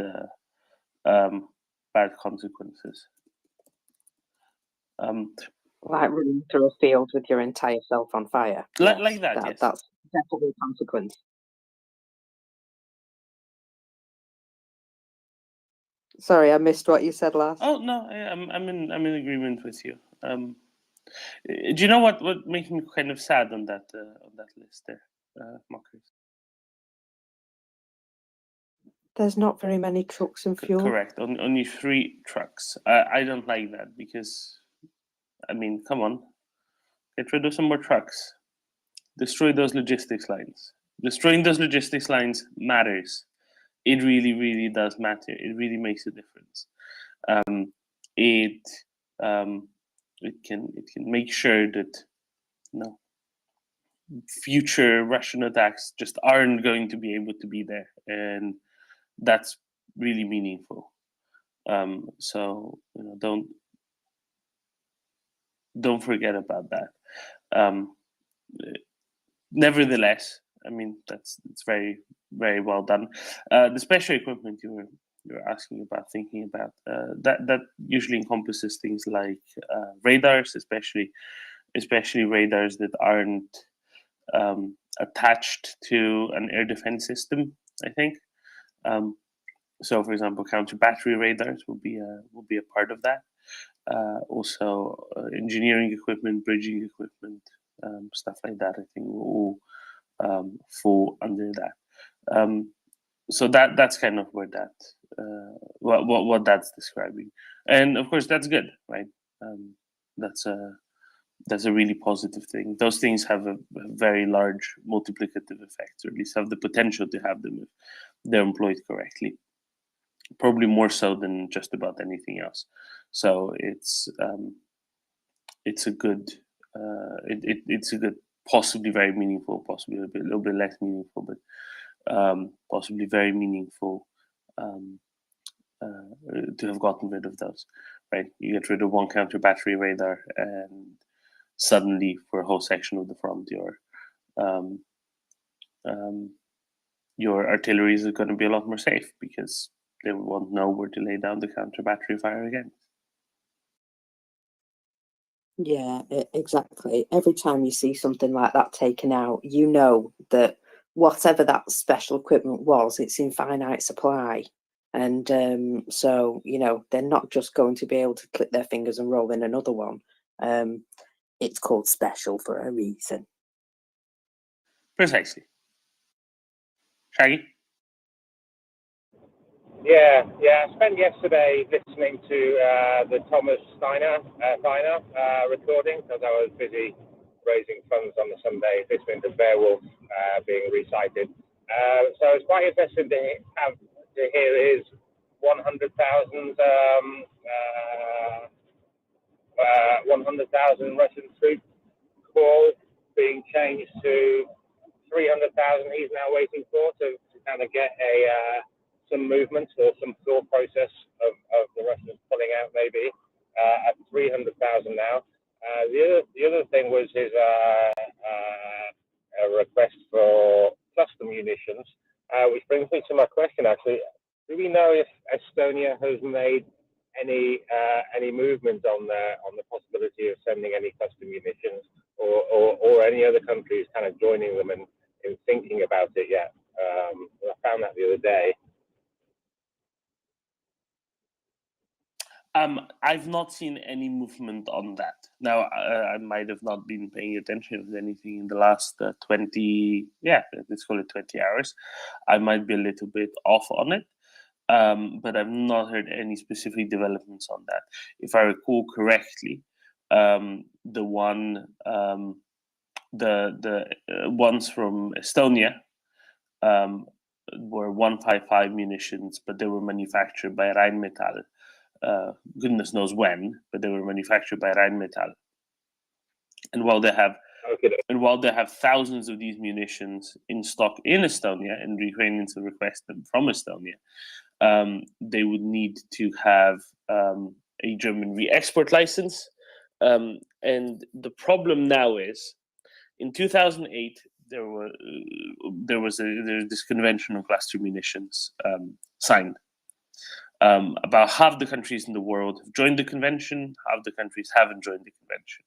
The countries that have joined the convention, well, for them it prohibits not just use, but also the production and the transfer of cluster munitions. Estonia has not joined this convention, nor has Russia, nor, to the best of my memory, has Ukraine, nor has America, nor has Poland, nor has Romania, but Germany has. And now the question is granting a re-export license tantamount to transferring cluster munitions because it allows someone else to transfer cluster munitions? or does it not count because you're not making any more of them, you're not the one using them, and you're not the one who had them in stock, and it's, see, do you see the problem here, Shaggy? And now guess who likes to think about problems like this for a very, very long time?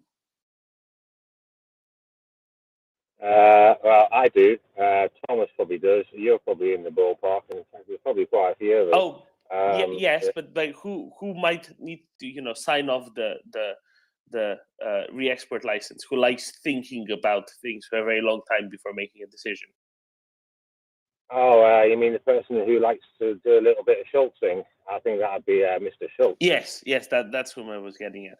So since this only came out, what was this, a week and a half ago, 2 weeks ago, I would not have expected any decisions, other than maybe a decision to say no. But I wouldn't have thought that a whole lot of decisions would have been made in that short a time. Unless it was just an outright no, because it's already something that they had previously thought about and come to the conclusion of definitely not. Yeah, I mean, I can see the argument on both sides. We transfer, so if they can pick either side. Actually, of the argument on that one, they'll probably pick the side of saying, "Oh no, we can't transfer because we signed something saying we won't transfer," knowing Schultz. Yeah, but hopefully. I don't think, because they're kind of made in Germany as well, I don't think they're the custom munitions that Thomas was on about. They're probably slightly different ones. So hopefully the Americans and the Koreans will get their heads together and transfer a million of theirs from Korea over, as Thomas was saying. So I'm keeping my eye out on custom munitions as well. So that's completely correct. So the ones that Thomas was talking about were the DPICM, the dual-purpose improved cluster munitions, which are American and American-made. So no, not the ones that Estonia has. These DPICM munitions are not just in US service, but also in stock in a number of other countries, including Turkey, which a foreign policy article not long ago claimed that it had already sent some to Ukraine, right? But then Turkey vociferously denied that immediately. So we will see, I guess, is the answer to all of that. I don't really know what else to say, but I'm certainly curious as to where it's going to go. And like Thomas, I'm in full agreement that they should be being sent. It would be just incredibly useful for Ukrainians to be able to employ them. And this is very much, I mean, this is exactly the idea of them as well, right? It's exactly the idea of them to be employed in this context, in such a context, where you're facing very, very much mass assaults of both infantry as well as armored mechanized forces, to be able to hit back at them. So that's very, very much the whole point here, and the whole point of these cluster munitions. The reason why countries like Poland, like Romania, have not signed up to the convention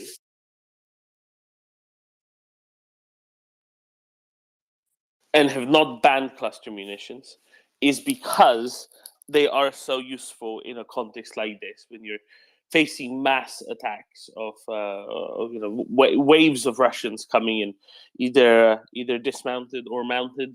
Then this is exactly the thing for them.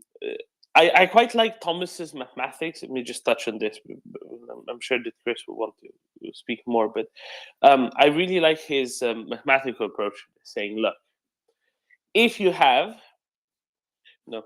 a 2% dud rate, the number of unexploded cluster submunitions in a field is going to be a lot smaller than the number of unexploded grenades, hand grenades, RPGs, the number of unexploded, whatever else infantry might have been carrying, the number of unexploded shells in tanks, in IFVs, the number of unexploded ATGMs, that are all there lying in the field together with those who brought them in and attempted to want to use them, right? So at the end of the day, yes, it's going to be a problem it's going to be a problem for all those and many of those who are having to demine the territory afterwards. But it's not going to be nearly as much of a problem as the problem they're already facing. And there will be more Ukrainians around later on to do the task, which is an important component as well. So I think that is the correct way to look at it, to not look at it in isolation, and to consider that as a part of the context. At the end of the day, you're trying to avert, the largest conventional invasion in anything like recent European history, anything like recent history. So let's get on with it, with the things that were specifically designed and meant for this. Let's go to Will first, then to Shaggy, and then to Regina, because that was the order of hands. Will, please. Good day, gentlemen. Hi, Mockers. So Mockers ran through the numbers before, and I thought I'd just add a bit of color to the numbers she provided as the complete and total geek that I am. So what did you do as a child, Doman? Did you ever play any games or anything like that? Board games, stuff like that? No? I mean, I'm Mockers- sure I would have, yeah. Yeah. So I spent my youth on when we weren't farming and we had free time and stuff like that. I used to play these Avalon Hill board games, right? So I'm just like I'm totally into this military strategy stuff, and played all the Avalon Hill games with the Panzer Leader and the Arab-Israeli wars, and they're really complex, detailed military strategy games. And tactics games, and so you get into looking at specific units, right? And you get down to that level of detail and geekiness. And so when I'm looking at the numbers today, and I'm trying to tie that back to video and stills that are available on the internet from the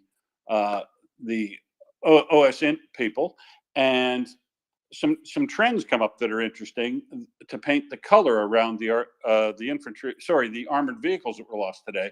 Unfortunately, as Mockers pointed out, there weren't enough trucks for you. She said you'd definitely be upset, and you did exactly that. But I would like to point out a couple of things in the videos and stills that we see online about these tanks that are being lost, right? So because the real geeks look at this thing and they can tell you by the tightness of that exploding armor and where the exhaust comes out and everything, whether you're looking at a tank that's a T-80 or T-90 or T-72. And conventional knowledge would say that, the T-90s, especially like the S's, are going to be the best tanks, right? The latest model tanks coming in would be the better ones. But it's not always true, right? Because I think if I follow it correctly, the Russian tankers and probably Ukrainians as well on the Soviet style tanks actually prefer the T-72 for one reason or the other. They didn't really like the T-80 upgrade, but I think the T-90 solved most of those problems that they complained about and was supposed to be the best of these tanks. Well, the pictures and stills that I see today are showing that I think 2 or 3 of the tanks that are lost in the mine incident that you talked about before, where a tank pulls up on other tank that's been exploded and also explodes. Those were T-90 S's or M's, and so those are very good tanks. And the tanks that were lost down in the other area near Vuhledar were T-72s. They lost an engineering vehicle. That's one of the special vehicles that they lost, like a bridge laying thing or a fortification busting thing. And what else? Armored fighting vehicles. There's several BMPs and BMP 2s and 3s. So yeah, I mean, bit of color around that. And as I'm looking through this stuff, of course, I can't help but notice that we're looking at the 72nd Mechanized Brigade again on the Ukraine side. the 72nd Mechanized Brigade has been kicking serious ass all war long. I mean, they're the guys that in the north with other units helped stop the advance at Hostomel Airport. These are the guys who are now down in Vuhledar, and they're causing the worst losses. And the video you see that's the most exciting stuff on the day, that's almost always the mechanized 72nd Mechanized Brigade. And wow, shout out to those guys. I mean, these attacks that they're happening are, as Mocker said, unsupported or artillery attacks, and they're using their tanks in an indirect fire way. So they're using it like artillery too, so that they don't lose them to ATGMs. But they're still losing them because they wipe out the infantry first, and then they prey on the tanks as they're trying to get away. It's a shambles, a schmozzle on the Russian side, and yeah, I can't help but be buoyed by the what you see in the video, as well as the sheer numbers themselves are telling.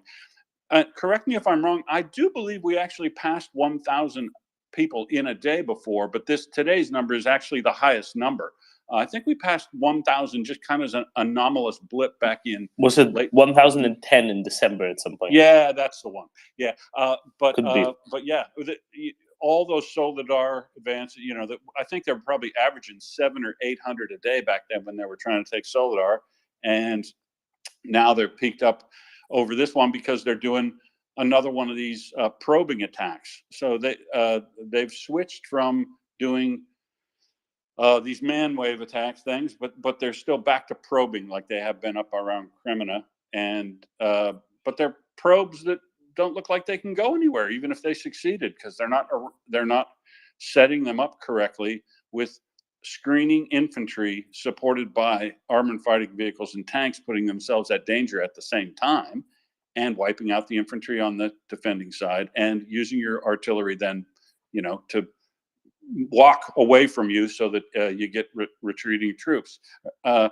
It's silly. It doesn't make sense. I can't believe that I'm seeing it out of a modern day advanced army. Well, what's supposed to be in a modern day advanced army, and yeah, go get them, boys.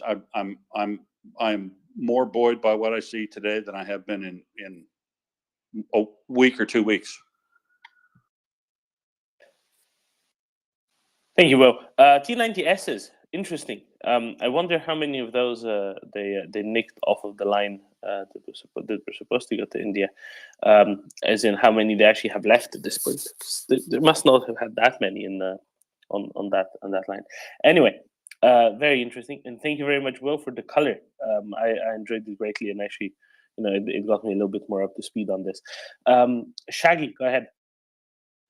Yeah, with regard to who signed and who didn't sign that cluster munitions treaty, it seems the Eastern European countries kind of recognise that their main potential enemy, i.e. Russia, hasn't signed it. So why tie one arm behind your back and sign it when you can't use it? That's probably the main reason, one of the main reasons why I wouldn't have signed it either when my potentially main enemy hasn't signed it either. I on the F-16s, yeah, I hope President Biden isn't getting a dose of schultzing by delaying authorizing either the US or other countries from sending F-16s. So I hope he takes something for that, maybe a little bit of garlic and ginger to get rid of that schultzing flu that he may be coming down with. And that's it. That's it. Cheers, Shaggy. Yeah, we'll swing back to that later when we have more of the Air Force folks up, or maybe sooner. Who knows? Regina, please. Yeah, Schultz will be schultzing. Just gotta say that. But as far as the cluster munitions, the United States might send them, but you won't see them on any list. They're gonna kind of do that on the down low, because they kind of got a bad rap for a long time when we used them. and we stopped using them in general. Because yeah, they're kind of a little heinous, but yeah, if we do send them, we're gonna send them on the down low. You won't see them on any list. They'll just kind of show up on the battlefield, and I don't see us not sending them because we're not using them, and we got a load of them. So, I don't see a problem with the United States sending them that. We've upped our artillery munitions. We're scaling that up by about 6 times, and we're trying to get the EU and Canada to scale up munition production for the 155 millimeter howitzers, and the U.S. is going to pay for it and try to start putting that out in mass production. We're already scaling. We're in the process of it. We've built one plant. We're in the process of building 2 more. And we're already scaled up some. So It's high more time, isn't it? artillery. Yeah. They should have been doing this back in March and April. But expect more artillery a lot faster. So that's a good point. Let me think for 1 second what else I was gonna say. Yeah, expect them to get more ammunition quicker, which is a good thing. And if they scale it up in Europe, it'll come even faster, which would be great. Some prefab buildings, slap in some quick lines going. They can kick out 10,000 artillery shells a day on a 24-hour line. So that would be freaking awesome. Here. Thank you, Regina. Will, go ahead. So I just wanted to add on cluster munitions as well. Treaties, no treaties, all that sort of stuff that we can talk about when a war isn't going on. Essentially, I mean, the United States can have the conversation with themselves now about whether or not they. But I don't think they're not a signatory to a convention now. I don't believe, and if they are a signatory to a convention now, or anyone else is. Cluster munitions have already been used in this war extensively, including thermite cluster munitions on no military value population areas by one party, and that would be Russia.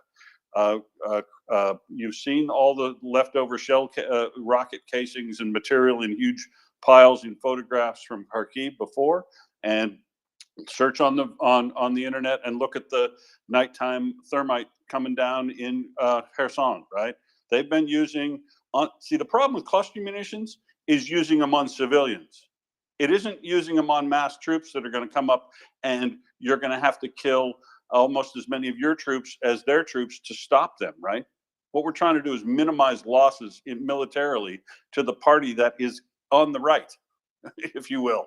Correct. And so Russia has used them already. They've used them on military and civilian targets extensively to provide terror. Ukraine isn't party to any sort of ban on the use of cluster munitions. I think they serve a definite military role. It's this exact role they were designed for, and if anybody isn't interested in transferring cluster munitions to Ukraine, they can come via any number of third parties that we need not know about, as Regina said, until they show up on the battlefield. They're completely ethical to use in this instance. They should be used because the people's lives we're primarily interested in saving here, unfortunately, are just the Ukrainians, right? Now, if we happen to also have a means to reduce the number of Russian deaths, we should also do that. The way to do that is to end the war as soon as possible and quickly and overwhelmingly as possible in a Ukrainian victory that drives them out of Luhansk and Donetsk and causes them to flee from Crimea so that the entire country can be contiguous again. And then